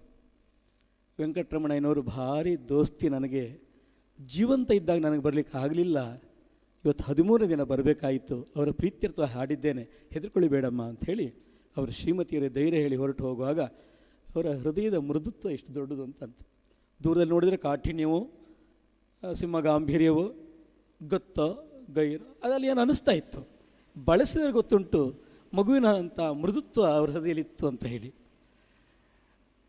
ದಾರಿಯಲ್ಲಿ ಹೋಗುವಾಗ ಅವರೊಟ್ಟಿಗೆ ಹೋಗುವಾಗ ಅವರ ಭಾಷಾ ಪ್ರಜ್ಞೆ, ಮಾತನಾಡುವ ಚರ್ಚಿಸುವ ವಿಷಯ ಹೇಗಿತ್ತು ಅಂದರೆ, ಸಣ್ಣ ಒಂದು ಹೋಟೆಲ್ನಲ್ಲಿ ಅಂಬಾಭವನ ಅಂತ ಫಲಕ ಹಾಕಿತ್ತು. ಪಕ್ಕದಲ್ಲಿ ನಾನಿದ್ದೆ. ಮಿಸ್ಟರ್ ಬನ್ನಿಲಿ, ಅದು ಫಲಕ ಸರಿ ಉಂಟಾ ಅಂದರು. ಹೀಗೆ ನೋಡಿದೆ, ತಪ್ಪಾಗಿದೆ. ಏನು ಹೇಳಿ, ಅಂಬಾ ತಪ್ಪಲ್ವಾ? ತಕ್ಷಣ ಮತ್ತಲ್ಲಿಲ್ಲ, ಹೌದು ಅಂತ ಹೇಳಿದ ಕೂಡ ಹಾಂ. ಶೃಂಗೇರಿಯಲ್ಲಿ ಚಾಲುಕ್ಯ ಪರಮೇಶ್ವರ ಎಂಬ ಪ್ರಸಂಗ, ಐತಿಹಾಸಿಕ ಪ್ರಸಂಗ, ಅದು ಒಂದೇ ವರ್ಷ ಓಡಿದ್ದು. ಆಟ ಮುಗಿಸಿ ಬೆಳಿಗ್ಗೆ ಹೊರಡುವಾಗ, ಮಾಸ್ಟರ್ ಬನ್ನಿಲಿ, ಹೆಂಗಾಯ್ತು ಆಟ ಹೇಗೆ ಹೇಳಿದರು. ನಾನು ಹೇಳಿದೆ, ಹೇಳಿ ಏನಾಗಿದೆ ಹೇಳಬೇಕು ಬಾ ಮಾಸ್ಟರ್ ಅಂತ. ಐತಿಹಾಸಿಕ ಪ್ರಸಂಗವನ್ನು ಯಕ್ಷಗಾನಕ್ಕೆ ತೋರಿಸುವುದು, ತುಂಬಿಸುವುದು, ಸೇರಿಸುವುದು, ಪ್ರೇಕ್ಷಕರ ಮನ ಮುಟ್ಟುವಲ್ಲಿ ಅದನ್ನು ಪ್ರದರ್ಶನ ಮಾಡೋದು ದೊಡ್ಡ ಸಾಹಸ, ಸವಾಲು ಭಾಗವತರೆ. ಆದರೆ ನಿಮ್ಮ ಭಾಗವತಿಯಲ್ಲೆಲ್ಲ ತುಂಬಿಸಿದ್ದೀರಿ. ಕುಬ್ಜ ವಿಷ್ಣುವರ್ಧನ ನಾನು ಓದಿ ಹಾಗೆ ಹೀಗೆ ಉಂಟು, ಚಾಲುಕ್ಯರ ಸಂತತಿಯಲ್ಲಿ ಇಂಥದ್ದು ಉಂಟು. ನನಗೆ ಎಲ್ಲೋ ಓದಿದ ಪದವಿಯಲ್ಲಿ ಓದಿದ ಐಚ್ಛಿಕ ವಿಷಯ ಇತಿಹಾಸ ಆಗಿದೆ, ಸ್ವಲ್ಪ ನೆನಪಿತ್ತು. ಶ್ರೀಕಾಂತ್ ಸರ್ ಹೇಳಿದೆ, ಸರಿ ನನಗೆ ಪದ್ಯ ಒಳ್ಳೆದಿತ್ತು ಮೇಷ್ಟ್ರೆ ಹೇಳಿದೆ. ಅದು ಕೆಲವೇ ಪ್ರಯೋಗ ಮಾತ್ರ. ವಿಮರ್ಶಿಸುವ ಗುಣ ಕೆಲವೇ ತಾಸಿನಲ್ಲಿ, ಕೆಲವೇ ಕ್ಷಣದಲ್ಲಿ ಹವ್ಯಾಸಿ ಬಳದೆ. ನಾನೇನು ಪ್ರಬುದ್ಧನಲ್ಲ, ಆದರೆ ಎಲ್ಲ ಒಂದು ಕಡೆ ಕೇಳುವಂತಹ ಗುಣ ಇತ್ತು. ಶೇರ್ಗೋಡಿನ ತಾಳಮದ್ದಲೆಯ ದಿನಾಂಕ ಗೊತ್ತಾದಾಗ, ಇಂತಹ ದಿನಾಂಕ ತಾಳಮದ್ದಲೆ ಆಗಬೇಕು ಅಂತ ಹೇಳಿದಾಗ ಹಳಕ ಲಕ್ಷ್ಮಣ ಭಟ್ಟ ಕರೆದು, ಭಟ್ರೆ ಆ ದಿನಾಂಕ ಒಂದು ಆಗೋದಿಲ್ಲ, ಒಂದು ದಿವಸ ಮುಂಚೆ ಮಾಡುವ. ಯಾಕೆ? ಶೇರ್ಗೋಡಿನಲ್ಲಿ 2 ದಿವಸ ಕಾರ್ಯಕ್ರಮ ಇತ್ತು. ಅವರ ಮನೆ ಹಿರಿಯರು ತೀರಿಕೊಂಡ ಮಾಸಿಕ ಮತ್ತು ವರ್ಷಾಂತಿಕ. ಒಂದು ದಿವಸ ಮುಂಚೆ ಮಾಡುವ ಮಾಸಿಕ ದಿನ. ಯಾಕೆ ಅಂದರೆ ಅವರು ಹೇಗೆ ಹವ್ಯಾಸಿ ವಲಯದಲ್ಲಿ ಮತ್ತು ಬೇರೆ ಬೇರೆ ಕ್ಷೇತ್ರದಲ್ಲಿ ಕಾವ್ಯ ವಾಚನ ಮಾಡ್ತಾಯಿದ್ರು, ಬೋಧ ಇದ್ದವರು ಹಿರಿಯರಿಗೆ ಗೊತ್ತಿರಬೇಕು, ಅಪರೂಪಕ್ಕೆ ಒಪ್ಪಿಕೊಳ್ತಾ ಇದ್ದರು. ಆ ಕಲೆಗೂ ಪ್ರೋತ್ಸಾಹ. ಇವರದ್ದೇ ವಾಚನ ಸುರತ್ಕಲ್ ಮೇಳದ ಅದ್ಭುತ ಪಂಡಿತರು ತೆಕ್ಕಟ್ಟೆ ಆನಂದ್ ಮಾಸ್ತರ ವ್ಯಾಖ್ಯಾನ, ಅವ್ರ ಊರಿನ ಹತ್ರ. ನಾನಾಗ ಮಾತಾಡೋಗಿದ್ದೆ, ಅದೊಂದು ಕಾರ್ಯಕ್ರಮ ಇತ್ತು, ಹಾಗಾಗಿ ಮಾತು ಕೊಟ್ಟಿದ್ದೆ ತಪ್ಪು. ಹಾಗಾಗಿ ಇವತ್ತು ಮಾಡುವ, ನಾಳೆ ಅಲ್ಲಿ ಹೋಗ್ತೇನೆ ಆಯಿತು ಅಂತ ಒಪ್ಪಿ ಮಾಡಿಕೊಟ್ಟೆವು. ಅಂದರೆ ಅದನ್ನು ಎಲ್ಲರನ್ನ ಸಮನಾಗಿ ಕಾಣುವ ಗುಣ. ಎಲ್ಲೋ ಒಂದು ದಿವಸ ಮೇಳದ ಬಗ್ಗೆ ಪ್ರಸ್ತಾಪ ಮಾಡಿದ ಕೂಡಲೇ ಅವರು ಹೇಳಿದರು, ನಾನು ತಾಳ ಕೆಳಗಿಟ್ಟ ಮೇಲೆ ನವೀನರಿಗೆ ಗೊತ್ತುಂಟು, ಮತ್ತು ಹೊರಗೆ ಬಂದ ಮಾತಾಡ್ತಿರ್ಲಿಲ್ಲ ಅವರು. ಮುಗಿದೋಯ್ತು ಅಲ್ಲಿಗೆ ಮಾಸ್ಟ್ರೇ, ಅದು ಅಲ್ಲಿಗೆ. ಮತ್ತೆ ಚೌಕಿಗೆ ಹೋದೆ, ಸ್ವಲ್ಪ ತಲೆ ತಗೊಳ್ತೇನೆ ಅಷ್ಟು. ನಿನ್ನೆ ಶ್ರೀಮತಿ ವಿಜಯಶ್ರೀ ನಾವಡವರು ಇಲ್ಲಿ ಬಂದಾಗ ಅವ್ರ ಹತ್ರ ಮಾತಾಡ್ತಾ ಸ್ವಲ್ಪ ನೆನಪು ಮಾಡ್ಕೊಳ್ಳೋವಾಗ ಹೇಳಿದರು, ನಾನು ಮದುವೆಯಾಗಿ ಮನೆ ಸೇರುವಾಗ ಎಷ್ಟು ಚಂಡೆ ಮದ್ದಲೆ ಉಂಟು, ಎಷ್ಟು ತಾಳ ಉಂಟು, ಎಷ್ಟು ಶಬ್ದ ಉಂಟು, ಹೇಗಪ್ಪ ಅಂತ ಹೋಗಿದ್ದೆ, ಎಂಥದ್ದು ಇಲ್ಲ ಮನೆಯಲ್ಲಿ. ಅವರ ಲೋಕವೇ ಬೇರೆ. ನನಗೆ ಆಶ್ಚರ್ಯ. ನೀನು ಹೇಳ್ತಾಯಿದ್ರು ಅಂದರೆ ಯಕ್ಷಗಾನದ ಹೊತ್ತಿನಲ್ಲಿ ಪೂರ್ಣ ಯಕ್ಷಗಾನವೇ. ಹೊರಬಂದ ಮೇಲೆ ಬೇರೆ ಬೇರೆ ಕ್ಷೇತ್ರವನ್ನು ಹೇಗೆ ಕಂಡುಕೊಳ್ಬೇಕು, ಹೇಗೆ ಆತ್ಮೀಯತೆಯ ಭಾವದಿಂದ ಸ್ಪಂದಿಸಬೇಕು, ಹಂಚಿಕೊಳ್ಬೇಕು ಅನ್ನುವ ಎಲ್ಲ ತೀರ್ಮಾನ ಅವರಲ್ಲಿತ್ತು. ಸ್ನೇಹಕ್ಕೆ ಭಾರಿ ಒತ್ತು ಕೊಡುವ ಗುಣ ಇತ್ತು ಅವರಲ್ಲಿ. ಮಾತನಾಡಬೇಕೆಂದು ಬಯಸಿದರೆ ಮಾತನಾಡಬಲ್ಲ, ಯಾವ ವಿಷಯವನ್ನು ಸಮರ್ಥಿಸಬಲ್ಲ, ಎಂತಹ ವಿಷಯವನ್ನು ಕೂಡ ಪ್ರೀತಿಯಿಂದ ಹಂಚಿಕೊಳ್ಳಬಲ್ಲ ಗುಣ ಅನೇಕ ಪ್ರಸಂಗಗಳಿತ್ತು. ಆದರೆ ಎಲ್ಲವನ್ನು ಹೇಳುವ ಕಾಲ ಇದಲ್ಲ. ಒಂದೆರಡು ವಿಷಯಗಳನ್ನು ಹೇಳಿ ಮತ್ತೆ ಮುಕ್ತಾಯಕ್ಕೆ ಬರ್ತೇನೆ. ರುಕ್ಮಾಂಗದ ಚರಿತ್ರೆಯಲ್ಲಿ ಮೋಹಿನಿ ಹೇಳಿದ ಮೇಲೆ ನಾನಂದರೆ ಇಲ್ಲಿ ಅಹಂಭಾವ ಅಲ್ಲ, ಪದ್ಯಕ್ಕೆ ಅರ್ಥ ಹೇಳುತ್ತಿದ್ದವ. ಮತ್ತೊಂದು ದಿನ ಹೋಗಿ ದೂರ ನಿಂತಾಗ ಮೋಹಿನಿ ಬಾಯಿಲ್ಲಿ ಅಂತ ಕರೆದು, ಒಳ್ಳೆ ಆಯಿತು, ಸಾಕು, ಕಲೀಲಿಕ್ಕೆ ಅವಕಾಶ ಉಂಟು, ಓದು ಅಭ್ಯಾಸವನ್ನು ಮುಂದುವರಿಸಿ. ಪ್ರಸಂಗಕ್ಕೆ ಪೂರಕವಾದ, ಅರ್ಥಗಾರಿಕೆಗೆ ಪೂರಕವಾದಂತಹ ಜ್ಞಾನ ಸಂಪತ್ತು ಬೇಕು, ಹೆಚ್ಚಿಸಿಕೊಳ್ಳಿ, ಬೆಳೆಯುವ ಕಾಲ ಉಂಟು, ಬೆಳಗುವ ಕಾಲ ಉಂಟು ಅಂತ ಬೆನ್ನು ತಟ್ಟಿ ಉತ್ತೇಜಿಸಿ ಹೋಗೋರು ಬಿಟ್ಟರೆ ಯಾರನ್ನು ನಿರುತ್ಸಾಹಗೊಳಿಸ್ತಿರಲಿಲ್ಲ. ವಿರೋಧಾಭಾಸ ಮಾತನ್ನಾಗಲಿ ಅವರನ್ನ ಹಿಮ್ಮೆಟ್ಟುವ ನುಡಿಗಳನ್ನು ಆಡ್ತಿರಲಿಲ್ಲ, ಬೆನ್ನು ತಟ್ಟುವ. ಎಷ್ಟೋ ದಿನ ಟೆಂಟನ್ನು ಕಟ್ಟುವ ಕೆಲಸಗಾರರಿಗೆ ಕಿಸೆಯಿಂದ ಹಣ ಕೊಡುವುದನ್ನು ನಾನು ಕಂಡಿದ್ದೇನೆ. ಅಮೀರ್ ಅಂತವ್ರ ಗಮನದಲ್ಲಿ ಉಂಟು. ಆ ಒಂದು ಗುಣ ಅವರದ್ದು, ಸಹಕರಿಸುವ ಗುಣ. ಸಣ್ಣ ಕಲಾವಿದನನ್ನು ಅವಮಾನಿಸುತ್ತಿರಲಿಲ್ಲ. ಶ್ರೀಕಾಂತ್ ಸರ್ ಹೇಳಿದ ಹಾಗೆ ಪ್ರಸಂಗಕ್ಕೆ ಔಚಿತ್ಯಕ್ಕೆ ಹಿನ್ನಡೆ ಆಯಿತು, ತಾಳ ಕುಟ್ಟಿ ತೋರಿಸುವವರು ಎಷ್ಟೋ ದಿನ ನಾವು ಕಂಡಿದ್ದೇವೆ. ಯಾಕೆ 100 ಆಟ ನೋಡಿದವರು, ಹುಚ್ಚಿಡಿದು ಕುಣಿದವರು ನಾವು ಆ ಕಾಲದಲ್ಲಿ. ಹಾಗಾಗಿ ಆ ಹುಚ್ಚಿನ ಹಿನ್ನೆಲೆಯಲ್ಲಿ ಮಾತನಾಡ್ತಿರೋದು ನಾನು. ಯಾಕೆಂದರೆ ಹತ್ತಿರದಿಂದಲೂ ಬಲ್ಲೆ, ಮಾತಾಡಿಯೋ ಬಲ್ಲೆ.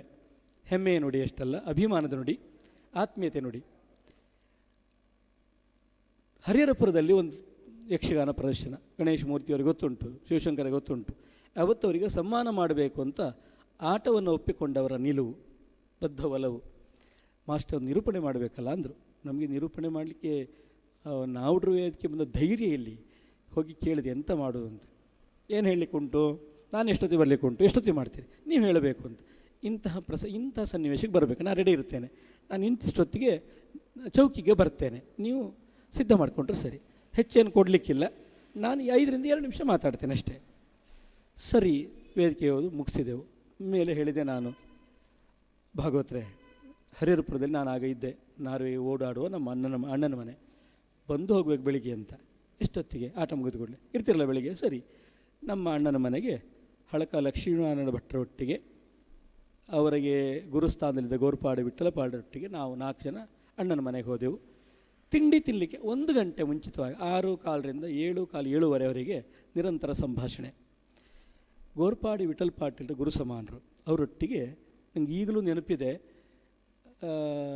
ರಾಮ ನಿರ್ಯಾಣದಲ್ಲಿ ಪದ್ಯ ಹೇಳುವುದು ಹೇಗೆ, ಅಂಶುಮತಿ ಕಲ್ಯಾಣದಲ್ಲಿ ಪದ್ಯ ಹೇಳುವುದು ಹೇಗೆ, ಶಶಿಕಲಾ ಪ್ರಣಯದ ಪದ್ಯ ಹೇಳುವುದು ಹೇಗೆ. ವಿಠಲ ಪಾಟರು ಬಿಡಿ, ಅದು ನಡೆದಾಡುವ ಭಾಗವತ ಪುಸ್ತಕ, ಅದು ಕಂಠಸ್ಥ ಪದ್ಯಗಳು ಸಾವಿರಾರು. ಹೀಗೆ ಹೇಳಬೇಕು ನಾವುಡ್ರೆ ಅಂತ ಅಲ್ಲೇ ಹೇಳಿ ತೋರಿಸೋರು. ಸುಮಾರು 1.25 ತಾಸು ನಮ್ಮಲ್ಲಿ ಒಂದು ತರಬೇತಿ ಇದ್ದ ಹಾಗೆ ಅದನ್ನು ಇವರು ಹೇಳಿ ತೋರಿಸ್ತಾ ಇದ್ದರು. ನನಗೆ ಅನ್ನಿಸ್ತು ಕೊನೆಯವರೆಗೂ ಕಲಿಯುವ ಗುಣ ಹೇಗಿತ್ತು ಅವರಲ್ಲಿ ಅಂತ. ಮತ್ತೆ ಕಿಸೆಯಿಂದ ತೆಗೆದು ಒಂದು ನೋಟನ್ನು ಕೊಟ್ಟು ನಮಸ್ಕಾರ ಮಾಡಿದರು. ನನ್ನ ಹತ್ರ ಹೀಗೆ ನಗಾಡಿ ಕೊನೆಗೆ ಭಾಗವತರಿಂದ, ಇಲ್ಲ ನನಗೆ ಗುರು ಸಮಾನರು ಕೈಲಿದ್ದಾಗ ಕೊಡುವುದು ಅಂತಂತೆ.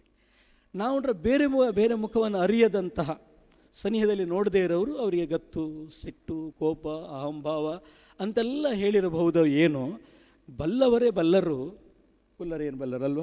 ಹಾಗಾಗಿ ನಾವುಡ್ರನ್ನು ಹೊಗಳಲಿಕ್ಕೆ 1 ನಾಲಿಗೆ ಸಾಕು, ಅವರೆಲ್ಲ ಹೇಳಿದ್ದಾರೆ. ಶ್ರೀಕಾಂತ್ ಸರ್ ಅದ್ಭುತವಾಗಿ, ಅವರು ಸಂಗೀತ ಶ್ರೀಕಾಂತರು. ಪಣಿಯವರವರು ಭಾಗವತ ನಿಮ್ಮ ಪುಸ್ತಕವನ್ನು ಮೊನ್ನೆ ತಾನೇ ಅಕಾಡೆಮಿಯಿಂದ ಓದಿದೆ ಸರ್ ಭಾಗವತರಾಗಿ. ಅಮೀನರು ಬಿಡಿ, ಆ ಕಾಲದಲ್ಲಿ ಮೊದಲು ಭಾಗವತಿಗೆ ಮಾಡಿಯೂ ರಂಗಕ್ಕೆ ಕಾವು ಕೊಟ್ಟವರು. ನಾವುಡ್ರು ಅನಿವಾರ್ಯ ಕಾರಣ ನಮ್ಮೂರಲ್ಲಿ ಒಂದು ಆಟದಲ್ಲಿ 2 ಗಂಟೆ ಅವರಿಗೆ ಅವರು 1.5 ಗಂಟೆ ಅವ್ರ ಪದ್ಯ, ಆಮೇಲೆ ನಾವು ಅಮೀರನ್ನು ಕೂರಿಸಿ ಹೋಗಿದ್ದರು. ಅದೇ ರೀತಿ ಆಟವನ್ನು ಆಡಿಸಿದವರು. ಸಿರಸಿ ಮೇಳ, ಕಮಲಶಿಲೆ ಮೇಳ, ಸಾಲಿಗ್ರಾಮ ಮೇಳದ ನಿಮ್ಮ ಭಾಗವತಿಗೆ ಅನುರಣಿಸುತ್ತುಂಟು ಇವತ್ತು ಅಂಥವರು. ಪ್ರಸಾದ್ ಮಗಭಟ್ರವರ ಭಾಗವತಿಕೆಯನ್ನು, ಅವರ ಪ್ರಸಂಗವನ್ನು ಅನುಭವಿಸಿದವ, ಅಭಿಮಾನದ ಕಾಣುತ್ತಿರುವ ಬ್ರಹ್ಮನ 4 ಮುಖಗಳ ಹಾಗೆ ರಂಗದಲ್ಲೇ ವೇದಿಕೆ ಮೇಲಿರುವಂಥ ನಿಮ್ಮೆಲ್ಲರ ಮುಂದೆ ನಾನು ತುಂಬ ಎಳೆಯವ, ವಯಸ್ಸಲ್ಲಂತೂ ಹೆಚ್ಚು ಕಮ್ಮಿ ಇರಬಹುದು ಅಷ್ಟೇ ಅನುಭವದಲ್ಲಿ. ಆದರೆ ನಾವುಡ್ರ ಹೆಸರನ್ನು ಕೇಳಿದರೆ ರೋಮಾಂಚನವೇ. ಇವತ್ತು ಕರ್ನಾಟಕ ಯಕ್ಷಗಾನ ಅಕಾಡೆಮಿ ಮತ್ತು ಭಾರತೀ ತೀರ್ಥ ಸಾಂಸ್ಕೃತಿಕ ಟ್ರಸ್ಟ್, ಕಾಳಿನಾವುಡ ಸಾಂಸ್ಕೃತಿಕ ಪ್ರತಿಷ್ಠಾನದ ವತಿಯಿಂದ ನಮ್ಮೂರಿನ, ನಮ್ಮ ರಾಜ್ಯದ ಹೆಮ್ಮೆಯ ಸಾಂಸ್ಕೃತಿಕ ರಾಯಭಾರಿ, ಅಪ್ರತಿಮ ಸಂಘಟಕ, ಸಂಯೋಜಕ. ಒಂದೇ ಮಾತಲ್ಲಿ ಹೇಳಿದರೆ, ಯಾರನ್ನು ನೋಡಬೇಕು ಹೇಳಿ, ಯಾರನ್ನು ಕಾಣಬೇಕು ಹೇಳಿ, ಯಾರೊಟ್ಟಿಗೆ ಸಂಪರ್ಕ ಕಲ್ಪಿಸಿ ಯಾವ ಕಾರ್ಯಕ್ರಮ ಆಯೋಜಿಸಬೇಕು ಹೇಳಿ, ಅದನ್ನು ಮಾಡಬಲ್ಲ ಅದ್ಭುತ ಸಮರ್ಥ ಏಕೈಕ ನಮ್ಮ ರಾಯಭಾರಿ ರಮೇಶ್ ಬೇಗಾರ್ ಅವರು. ಇದನ್ನು ಘಂಟಾಕೋಶವಾಗಿ ಹೇಳ್ತೇನೆ, ಯಾಕೆಂದರೆ ನಾನು ಕಾಣ್ತಾ ಇದ್ದೇನೆ, ನನಗೆ ಅವರು ಕಾಲೇಜ್ ಜೀವನದಿಂದ ಬಲ್ಲವರು, ಬಹುಕಾಲದ ಆತ್ಮೀಯ. ಹಾಗಾಗಿ ಗೊತ್ತಾಯಿತು ನನಗೆ, ಅದು ಬಂದು ನಿಂತರು ಅಂದರೆ ನಮಗೆ ಸೂಚ್ಯ. ಅದು ಹೊತ್ತಾದ ಕಾಲದಲ್ಲಿ ತುತ್ತು ತಿನ್ನುವ ಕಾಲದಲ್ಲಿ ಹೆಚ್ಚು ಮಾತಾಡಿದರೆ ಆಪತ್ತು ಅಂತ ಗೊತ್ತು. ನನ್ನ ಮಾತಿಗೆ ಪೂರ್ಣ ವಿರಾಮ ಇತ್ತು. ನಿರ್ಗಮಿಸುವ ಮುನ್ನ ಇಂತಹ ಕಾರ್ಯಕ್ರಮ ನೋಡಲಿಕ್ಕೆ ಪ್ರೇಕ್ಷಕರ ಸಂಖ್ಯೆ ಕಡಿಮೆ ಅಂತ ಅಲ್ಲಲ್ಲಿ ನಿನ್ನೆ ಬಂತು, ಇವತ್ತು ಬಂತು. ಆದರೆ ಒಂದು ಹೇಳಿದೆ, 3 ವಾಹಿನಿಗಳಲ್ಲಿ ಜೀವಂತ ಅದು ಹರಿದು ಹೋಗ್ತಿರೋದ್ರಿಂದ ನೋಡೋರು ಲಕ್ಷಾಂತರ ಮಂದಿ ಇದ್ದಾರೆ.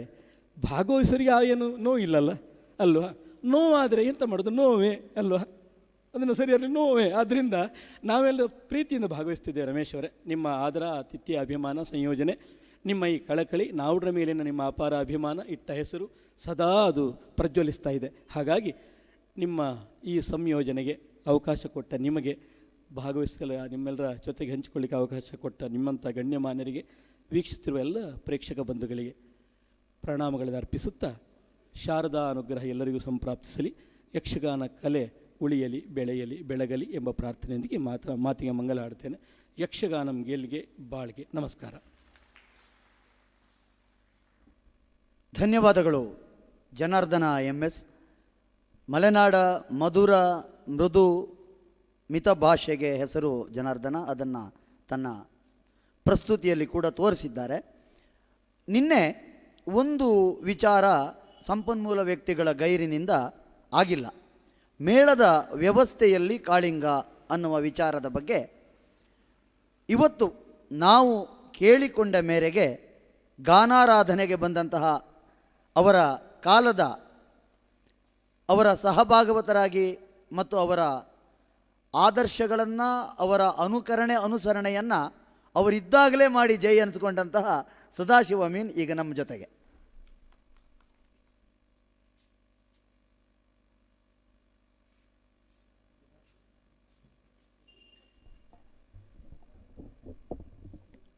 ಶ್ರೀ ಮಂದರ್ತಿ ದುರ್ಗಾ ಪರಮೇಶ್ವರಿ ಮೊದಲಾಗಿ ವಂದಿಸುತ್ತಾ ವೇದಿಕೆ ಮೇಲಿರುವಂಥ ಸುರೇಂದ್ರಣ್ಣನಿಗೂ ಹಾಗೂ ಡಾಕ್ಟರ್ ಶ್ರೀಕಾಂತ್ ಅವರಿಗೂ ಹಾಗೂ ನಮ್ಮ ಮಾಸ್ಟರಿಗೆ, ನಮ್ಮ ಆತ್ಮೀಯ ಮಿತ್ರರಾದ ಪ್ರಸಾದ್ ಮೊಗೆಬೆಟ್ಟವರಿಗೆ, ಅಲ್ಲದೆ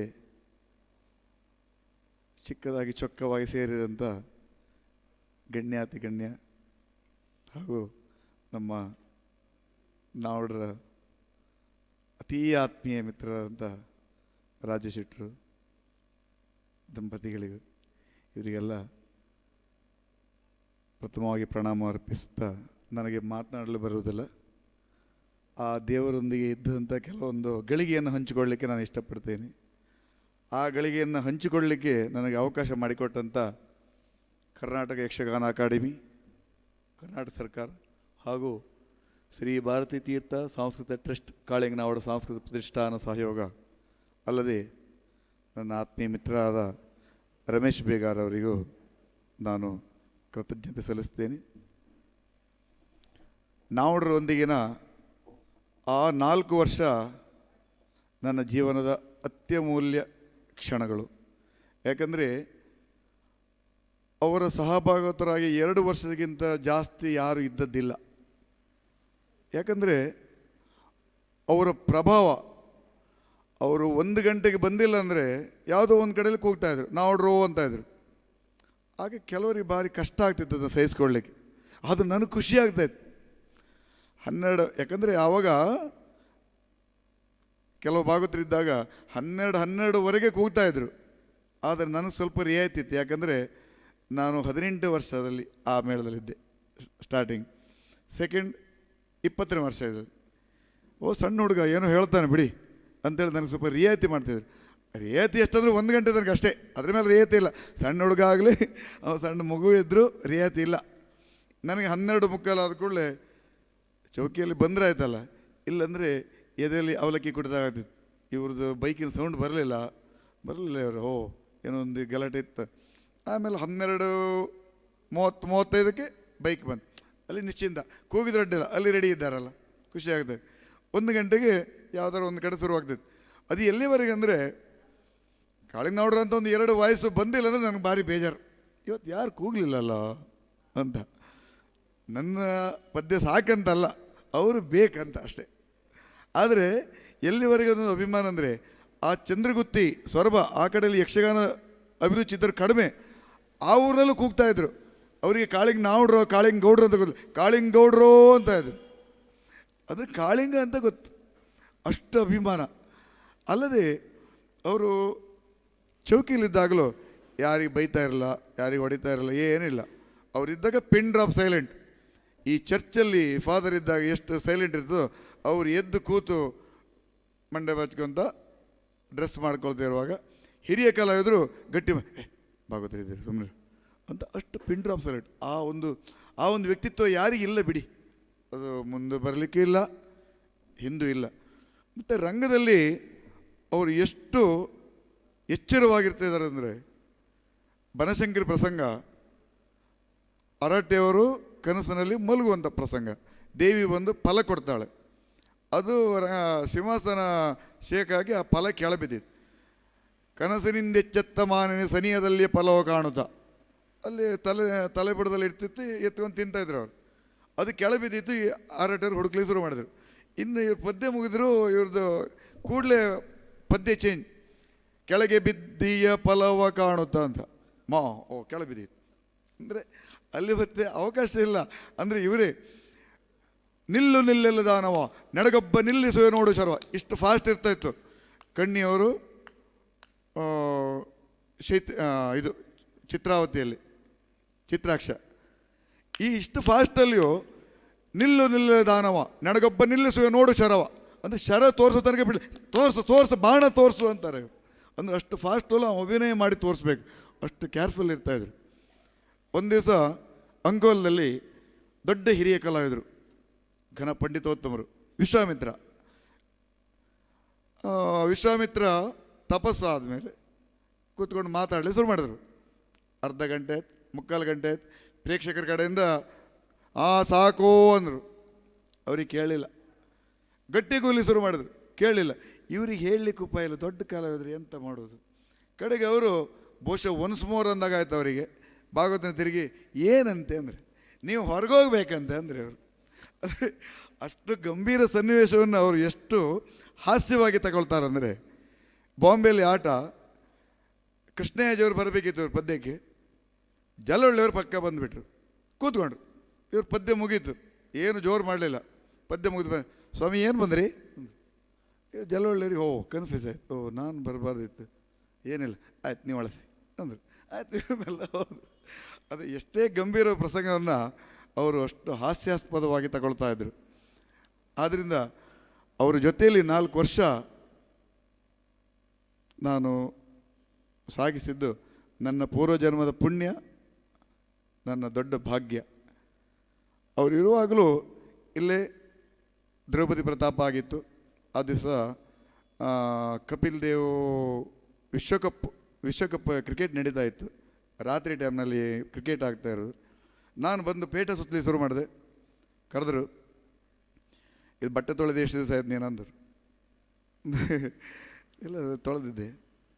ನೋಡು, ಭಾಗವತನಾಗಿದ್ದವ ಫಸ್ಟು ಚೆನ್ನಾಗಿ ಬಟ್ಟೆ ಹಾಕ್ಕೊಂಡು ರೆಡಿ ಆಗಬೇಕು, ಅದಕ್ಕೆ 10 ಮಾರ್ಕ್ ಕೊಡ್ತಾನೆ ಪ್ರೇಕ್ಷಕ. ಆಮೇಲೆ ರಂಗಸ್ಥಳಕ್ಕೆ ಹೋಗುವಾಗ ಭಾಗವತ ಬಂದು ಸ್ಟೈಲ್ ಒಳ್ಳೆ ಇತ್ತು, ಮತ್ತೆ 10 ಮಾರ್ಕ್ ಕೊಡ್ತಾರೆ. ಆಮೇಲೆ ಕೂತು ತಾಳ ಹಿಡೋದಕ್ಕೆ ಮತ್ತೆ 10 ಮಾರ್ಕ್ ಕೊಡ್ತಾರೆ. ಆವಾಗ ನೀನು ಪುಕ್ಸಟಿ 30 ಮಾರ್ಕ್ ಬಂತು. ಮತ್ತೆ ಉಳಿದದ್ದು ನೀನು ಏನು ಮಾಡಿದೆ ಅಂತ ಮತ್ತೆ ಉಳಿದ ಮಾರ್ಕ್ ಕೊಡ್ತಾರೆ. ಈ 30 ಮಾರ್ಕ್ ಕಳ್ಕೊಂಬೇಡ, ಸ್ವಲ್ಪ ಬಟ್ಟೆ ಕಿಟ್ಟು ಚೆನ್ನಾಗಿ ತೊಳ್ಕೊಂಡು ಶಿಸ್ತಲ್ಲಿ ಹೋಗೋದು ಕಲಿ ಅಂದರೆ. ಈಗ ಐಸ್ಕೋ, ಮೊದಲು ಸುಧನ ಕಾಳಕ್ಕೆ ನಾನು ಹೋಗ್ತೇನೆ, ದ್ರೌಪದಿ ಪ್ರತಾಪ ನೀನು ಹೋಗು ಅಂದರು. ಆಯ್ತಂತ ಐಸ್ಕೊಂಡೆ ನಾನು. ಮಲಗಬೇಡ ಓದು ಅಂದರು. ಕಡೆ ಸುಧನ ಕಾಳಗ ಅವರು ಪೂರೈಸಿದ್ರು. 2 ಗಂಟೆಗೆ ನನಗೆ ದ್ರೌಪದಿ ಪ್ರತಾಪಕ್ಕೆ ಇದು ಅಲ್ಲಿವರೆಗೆ ಬಿಳಿ 4 ಶ್ರುತಿ ಇತ್ತು. ಇವರು ಬರೋಕ್ಕಿಂತ ಒಂದು ಪದ್ಯದ ಮುಂಚೆ ಕಪ್ಪು 3 ಹಾಕಿಬಿಟ್ರು.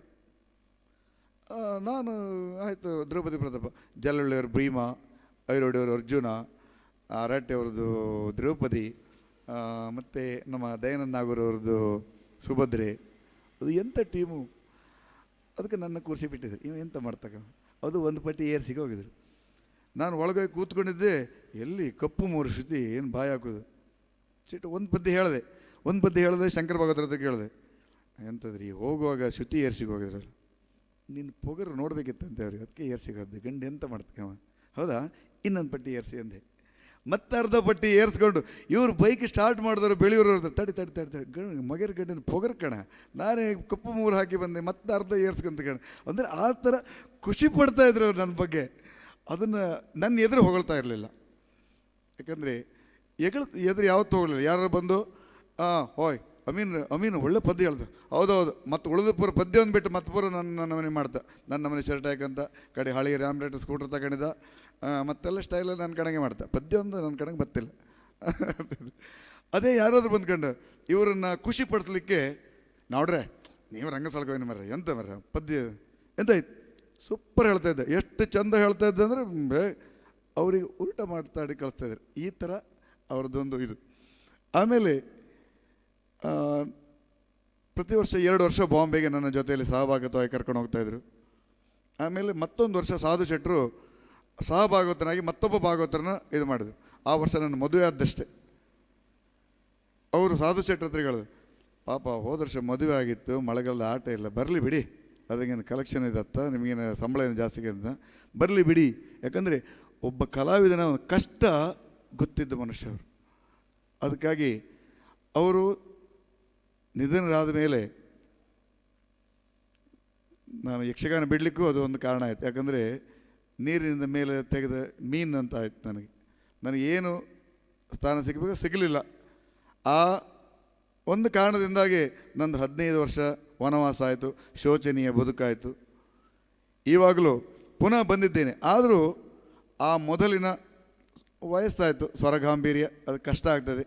ಆದರೂ ನನ್ನ ಕಾರಿನ ಮುಂದೆ ನನ್ನ ತಂದೆ ಹೆಸರು ಹಾಕಲಿಲ್ಲ, ನನ್ನ ದೇವರ ಹೆಸರು ಹಾಕಲಿಲ್ಲ, ಕಾಳಿಂಗ ಅಂತ ಬರ್ಸ್ಕೊಂಡಿದ್ದೀನಿ. ಯಾಕಂದರೆ ನನ್ನನ್ನು ಗುರುತಿಸಿಕೊಳ್ಳೋದು ಕಾಳಿಂಗನವರ ಜೊತೆಯಲ್ಲಿದ್ದಾನೆ. ಅದು ನನ್ನ ಪುಣ್ಯ, ಅದು ಭಾಗ್ಯ. ಇನ್ನು ಇದ್ದಷ್ಟು ದಿವಸ ಆಯುಷ್ಯನ ಆ ಹೆಸರಿನಲ್ಲೇ ಕಾಳಿಂಗನವರ ಜೊತೆಯಲ್ಲಿದ್ದವ ಅವ್ರ ಶಿಷ್ಯರು ಅಂತ ಹೇಳಿಕೊಂಡೆ ನಾನು ಬದುಕಲಿಕ್ಕೆ ಆ ಮಂದರ್ತಿ ಅಮ್ಮ ನನಗೆ ಆಯುಷ್ಯವನ್ನು ಕೊಡಬೇಕಂತ ಕೇಳಿಕೊಳ್ಳುತ್ತಾ ಈ ವೇದಿಕೆಯನ್ನು ನನಗೆ ಕೊಡಿಸಿದಂಥ ರಮೇಶ್ ಬೇಗಾರ್ ಅವರಿಗೂ, ಕೇಳಿಸಿಕೊಂಡ ನಿಮಗೂ ಎಲ್ಲ ನನ್ನ ಕೃತಜ್ಞತೆ ಅರ್ಪಿಸಿ ನನ್ನೆರಡು ಮಾತನ್ನು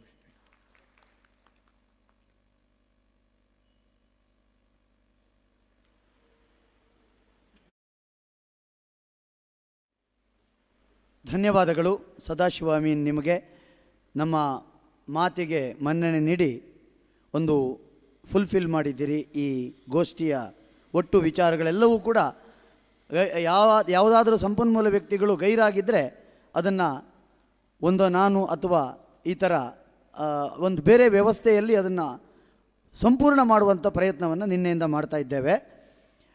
ಈ ಕಾರ್ಯಕ್ರಮದ ಗೋಷ್ಠಿಯಲ್ಲಿ ಬಹಳ ಚಂದದ ವಿಚಾರ ವಿನಿಮಯಗಳು ಬಂದು ಅನ್ನೋದನ್ನು ಜಗತ್ತಿನಾದ್ಯಂತ ನೋಡುತ್ತಿರುವಂತಹ ಯಕ್ಷಗಾನದ ಅಭಿಮಾನಿಗಳು, ಕಾಳಿಂಗನವರ ಅಭಿಮಾನಿಗಳು ಕೂಡ ತಮ್ಮ ಪ್ರತಿಕ್ರಿಯೆ ಮೂಲಕ ತಿಳಿಸ್ತಿದ್ದಾರೆ. ಅದು ಶಾಶ್ವತವಾಗಿ ದಾಖಲೆ ಆಗಿರೋದ್ರಿಂದ ನೀವು ಕೂಡ ಅದನ್ನು ನೋಡಬಹುದು ಅಂತ ಹೇಳ್ತಾ, ವಂದನಾ ಅರ್ಪಣೆಗಾಗಿ ನಾನು ನನ್ನ ಗೆಳೆಯ ರವಿಕುಮಾರ್ ಅವರನ್ನು ಕರಿತಿದ್ದೀನಿ. ನಿನ್ನೆ ತಾನೇ ತುಮಕೂರಿನಲ್ಲಿ ನಡೆದಂತಹ ಕರ್ನಾಟಕ ನಾಟಕ ಅಕಾಡೆಮಿಯ ವಾರ್ಷಿಕ ಪ್ರಶಸ್ತಿ ಪ್ರದಾನ ಸಮಾರಂಭ ನಡೀತು ತುಮಕೂರಿನ ಗುಬ್ಬಿ ವೀರಣ್ಣ ರಂಗಮಂದಿರದಲ್ಲಿ. ಅಲ್ಲಿ ನಾಟಕ ಅಕಾಡೆಮಿಯ ವಾರ್ಷಿಕ ಪ್ರಶಸ್ತಿಯನ್ನು ಪಡೆದಂತಹ ಗೆಳೆಯ ರವಿಕುಮಾರ್ ಅವರಿಗೆ ಅಭಿನಂದನೆಗಳನ್ನು ನಿಮ್ಮ ಸಮ್ಮುಖದಲ್ಲಿ ಹೇಳ್ತಾ ವಂದನಾರ್ಪಣೆಗಾಗಿ ಅವರನ್ನು ಕರೀತಾ ಇದ್ದೇನೆ.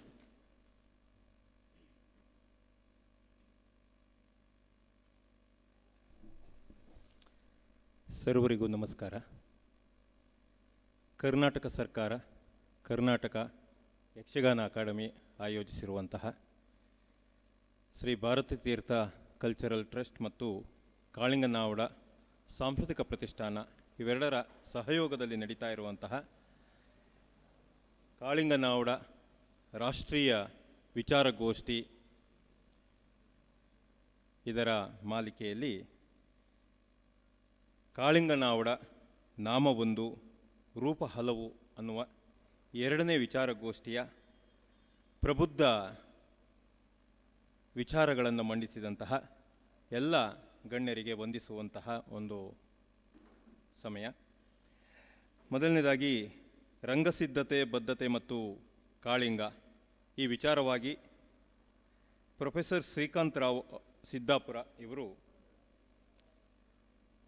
ತಮ್ಮ ನುಡಿಗಳ ಮೂಲಕ ಅದನ್ನು ಬಿತ್ತರಗೊಳಿಸಿದ್ದಾರೆ. ಅವರಿಗೆ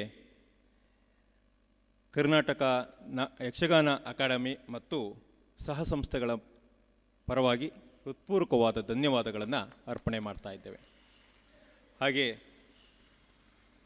ಪ್ರಸಂಗ ರಚನೆ ಮತ್ತು ಕಾಳಿಂಗ ಈ ವಿಚಾರವಾಗಿ ಶ್ರೀ ಪ್ರಸಾದ್ ಕುಮಾರ್ ಮೊಗೇಭಟ್ಟು ಅವರು ವಿಸ್ತೃತವಾಗಿ ನಮಗೆ ತಿಳಿಸಿಕೊಟ್ಟಿರ್ತಾರೆ. ಅವರಿಗೂ ಕೂಡ ಯಕ್ಷಗಾನ ಅಕಾಡೆಮಿ ಮತ್ತು ಎಲ್ಲರ ಪರವಾಗಿ ಹೃತ್ಪೂರ್ವಕವಾದ ಧನ್ಯವಾದಗಳನ್ನು ಅರ್ಪಣೆ ಮಾಡ್ತಾ ಇದ್ದೇನೆ. ಹವ್ಯಾಸಿ ವಲಯದಲ್ಲಿ ಕಾಳಿಂಗ ಎನ್ನುವಂತಹ ವಿಚಾರವಾಗಿ ಶ್ರೀ MS ಜನಾರ್ದನ್ ಮಂಡಗಾರು ನಮ್ಮ ಆತ್ಮೀಯರು ಕೂಡ, ಶಿಕ್ಷಕರು, ನಾರ್ವೆ ಪ್ರೌಢಶಾಲೆಯ ಮುಖ್ಯ ಶಿಕ್ಷಕರು ಕೂಡ, ಅವರು ಇವತ್ತು ಅವರೊಂದಿಗೆ ಕಾಳಿಂಗನಾವಡರೊಂದಿಗೆ ಅವರು ಪಡೆದುಕೊಂಡಂತಹ ಅನುಭವಗಳನ್ನು ನಮ್ಮೊಂದಿಗೆ ಹಂಚಿಕೊಂಡಿದ್ದಾರೆ. ಅವರಿಗೆ ಹೃತ್ಪೂರ್ವಕವಾದ ಧನ್ಯವಾದಗಳನ್ನು ಯಕ್ಷಗಾನ ಅಕಾಡೆಮಿ ಮತ್ತು ಎಲ್ಲ ಸಹ ಸಂಸ್ಥೆಗಳ ಪರವಾಗಿ ಸಲ್ಲಿಸ್ತಾ ಇದ್ದೇವೆ. ಹಾಗೆ ಪರಂಪರೆ ಮತ್ತು ಕಾಳಿಂಗ ಅನ್ನುವಂತಹ ವಿಚಾರದಲ್ಲಿ ಶ್ರೀ ಪಣಿಯೂರು ಸುರೇಂದ್ರ ಅವರು ಎಲ್ಲ ವಿಚಾರಗಳನ್ನು, ಮುಂದೆ ಇರಬೇಕಾದಂತಹ ಸಾಧ್ಯತೆಗಳನ್ನು ಕೂಡ ನಮಗೆ ತಿಳಿಸಿಕೊಟ್ಟಿದ್ದಾರೆ. ಅವರಿಗೂ ಕೂಡ ಯಕ್ಷಗಾನ ಅಕಾಡೆಮಿ ಮತ್ತು ಎಲ್ಲರ ಪರವಾಗಿ ಹೃತ್ಪೂರ್ವಕವಾದ ಧನ್ಯವಾದಗಳನ್ನು ಅರ್ಪಣೆ ಮಾಡ್ತೇನೆ. ಹಾಗೆ ರಂಗಸ್ಥಳದಲ್ಲಿ ಕಾಳಿಂಗ ಅನ್ನುವಂತಹ ವಿಚಾರವಾಗಿ ಕಾಳಿಂಗನವರು ಪದ್ಯ ಹೇಳೋದಕ್ಕೆ ಬರೋದಕ್ಕೆ ಮುಂಚೆ ಸದಾಶಿವ ಅಮೀನ್ ಅವರು ಬರ್ತಾಯಿದ್ರು. ನಾನು ಅಲ್ಲಿ ಕೂತ್ಕೊಂಡು ಕಡೆಯಲ್ಲಿದ್ದವ್ರು ಯಾರು ಕೇಳಿದೆ, ಸದಾಶಿವ ಅಮೀನ್ ಅಂತ. ಅಂದರೆ ನಮಗೆ ಆ ಯಕ್ಷಗಾನ ನೋಡುವ ದಿನಗಳಲ್ಲಿ ಪದ್ಯ ಹೇಳಿದ್ದು ನಮಗೆ ನೆನಪಾಗತ್ತೆ. ಅವರು ತಮ್ಮ ಅನುಭವಗಳನ್ನು ಹೇಳ್ಕೊಂಡಿದ್ದಾರೆ. ವಿಶೇಷವಾಗಿ ಕಾಳಿಂಗನಾವಡರ ಹೆಸರಿನಲ್ಲೇ ನಾನು ಬದುಕ್ತೇನೆ, ಅದನ್ನೇ ಹೇಳ್ಕೊಂಡು ಅದನ್ನೇ ಉಸಿರಾಗಿಟ್ಟುಕೊಂಡು ಬದುಕ್ತೇನೆ ಅನ್ನುವಂತಹ ಸುಂದರವಾದ ಮಾತುಗಳನ್ನು ಆಡುವುದರ ಮೂಲಕ ಕಾಳಿಂಗನಾವಡರನ್ನು ತಮ್ಮ ಹೃದಯದಲ್ಲಿ ಹೇಗೆ ಸ್ಥಾಪನೆ ಮಾಡಿಕೊಂಡಿದ್ದೇನೆ ಅನ್ನೋದನ್ನು ಕೂಡ ಅವರು ಪ್ರಸ್ತುತಪಡಿಸಿದ್ದಾರೆ. ಅವರಿಗೆ ಈ ಯಕ್ಷಗಾನ ಅಕಾಡೆಮಿ ಮತ್ತು ಎರಡೂ ಸಹ ಸಂಸ್ಥೆಗಳ ಪರವಾಗಿ ಹೃತ್ಪೂರ್ವಕವಾದ ಧನ್ಯವಾದಗಳನ್ನು ಅರ್ಪಣೆ ಮಾಡ್ತೇನೆ. ಒಂದು ಹೇಳ್ತಾರೆ, ಸಾವು ಯಾಕೆ ಸಾವಿರದ ಒಂದು ಸಾಕು ಅಂತ ಹೇಳ್ಬಿಟ್ಟು ಒಂದು ಮಾತು. ಇರೋ ಜನ ಕಮ್ಮಿ ಆದರೂ ಅಲ್ಲಿ ಜೀವಂತಿಕೆ ಇರುವಂತಹದ್ದು. ಮತ್ತು ಕೆಲವು ರೋಗ ಇತ್ಯಾದಿ ಕಾರಣದಿಂದಾಗಿ ರಮೇಶ್ ಬೇಗಾರ್ ಈಗಾಗಲೇ ಹೇಳಿದ ಹಾಗೆ ಆನ್ಲೈನಲ್ಲಿ ಇದರ ಬಗ್ಗೆ ಸಾಕಷ್ಟು ವ್ಯಕ್ತಿಗಳು ನೋಡ್ತಾ ಇದ್ದಾರೆ, ವಿಮರ್ಶೆಗಳನ್ನು ಕೂಡ ಹಾಕ್ತಾ ಇದ್ದಾರೆ. ಆನ್ಲೈನಲ್ಲಿ ನೋಡ್ತಾ ಇರೋರಿಗೂ ಹಾಗೂ ಇಲ್ಲಿ ಆಫ್ಲೈನಲ್ಲಿ ಇಲ್ಲಿ ಬಂದು ಕೂತ್ಕೊಂಡು ಈ ಕಾರ್ಯಕ್ರಮವನ್ನು ವೀಕ್ಷಿಸುತ್ತಿರುವ ಹೃದಯವಂತ ಎಲ್ಲ ಕಲಾಭಿಮಾನಿಗಳು, ಯಕ್ಷಗಾನ ಕಲಾಭಿಮಾನಿಗಳಿಗೂ ಕೂಡ ಹೃತ್ಪೂರ್ವಕವಾದ ಧನ್ಯವಾದಗಳನ್ನು ಅರ್ಪಿಸ್ತಾ ಈ ಒಂದು ಎಲ್ಲ ಆನ್ಲೈನು ಮತ್ತು ಆಫ್ಲೈನ್ ಕೊಡ್ತಾ ಇರೋರಿಗೆ ಅವರಿಗೂ ಕೂಡ ಧನ್ಯವಾದಗಳನ್ನು ಹೇಳ್ತಾ ಈ ಧನ್ಯವಾದ ಕಾರ್ಯಕ್ರಮವನ್ನು ಮುಗಿಸ್ತಾ ಇದ್ದೇನೆ. ಧನ್ಯವಾದಗಳು. ಧನ್ಯವಾದ ರವಿಕುಮಾರ್. ನಿಮಗೆ ಒಂದು ವಿಚಾರಪೂರ್ಣ ಗೋಷ್ಠಿ ಇಲ್ಲಿಗೆ ಮುಕ್ತಾಯವಾಯಿತು. ಈಗ ಭೋಜನ ವಿರಾಮ ಇರುತ್ತೆ. ಅದಾದ ನಂತರ ಕಾಳಿಂಗನಾವಡ ನೆನಪಿನ ಬುತ್ತಿ ಅನ್ನುವ ವಿಚಾರ ಇಟ್ಟುಕೊಂಡು ಅವರ ಆತ್ಮೀಯರ ಅನೇಕರು ಮಾತನಾಡುವಂಥ ಒಂದು ಕಾರ್ಯಕ್ರಮ ಇದೆ. ಅದಾದ ನಂತರ ಇಡೀ ಕಾರ್ಯಕ್ರಮದ ಒಟ್ಟು ರೂಪುರೇಷೆಗಳ ಜೊತೆಗೆ ಕಾಳಿಂಗನಾವಡರನ್ನು ಸಮಗ್ರವಾಗಿ ದರ್ಶನ ಮಾಡಬಲ್ಲಂತಹ ಶಿಖರೋಪನ್ಯಾಸವನ್ನು ಅವರ ಊರಿನವರೇ ಆಗಿರುವಂತಹ ಯಕ್ಷಗಾನ ಅಕಾಡೆಮಿಯ ವಿಶೇಷ ಗೌರವ ಪ್ರಶಸ್ತಿಯನ್ನು ಕೂಡ ಪಡೆದಿರುವಂತಹ ಕುಣ್ಮಿ ಸದಾನಂದ ಐತಾಳ್ ಅವರು ಮಾತನಾಡಲಿಕ್ಕಿದ್ದಾರೆ. ಹಾಗೆ ಈಗ ಭೋಜನ ವಿರಾಮ. ಎಲ್ರಿಗೂ ಮತ್ತೊಮ್ಮೆ ಈ ಕಾರ್ಯಕ್ರಮದ ಈ ಸೆಷನ್ ಇದಕ್ಕೆ ಇಲ್ಲಿಗೆ ಮುಕ್ತಾಯವನ್ನು ಹಾಡಿ 2:30 ಗಂಟೆ ಹೊತ್ತಿಗೆ ನಾವು ಮತ್ತೆ ಕಾರ್ಯಕ್ರಮವನ್ನು ಪುನರ್ ಪ್ರಾರಂಭ ಮಾಡಲಿಕ್ಕಿದ್ದೇವೆ. ಧನ್ಯವಾದ.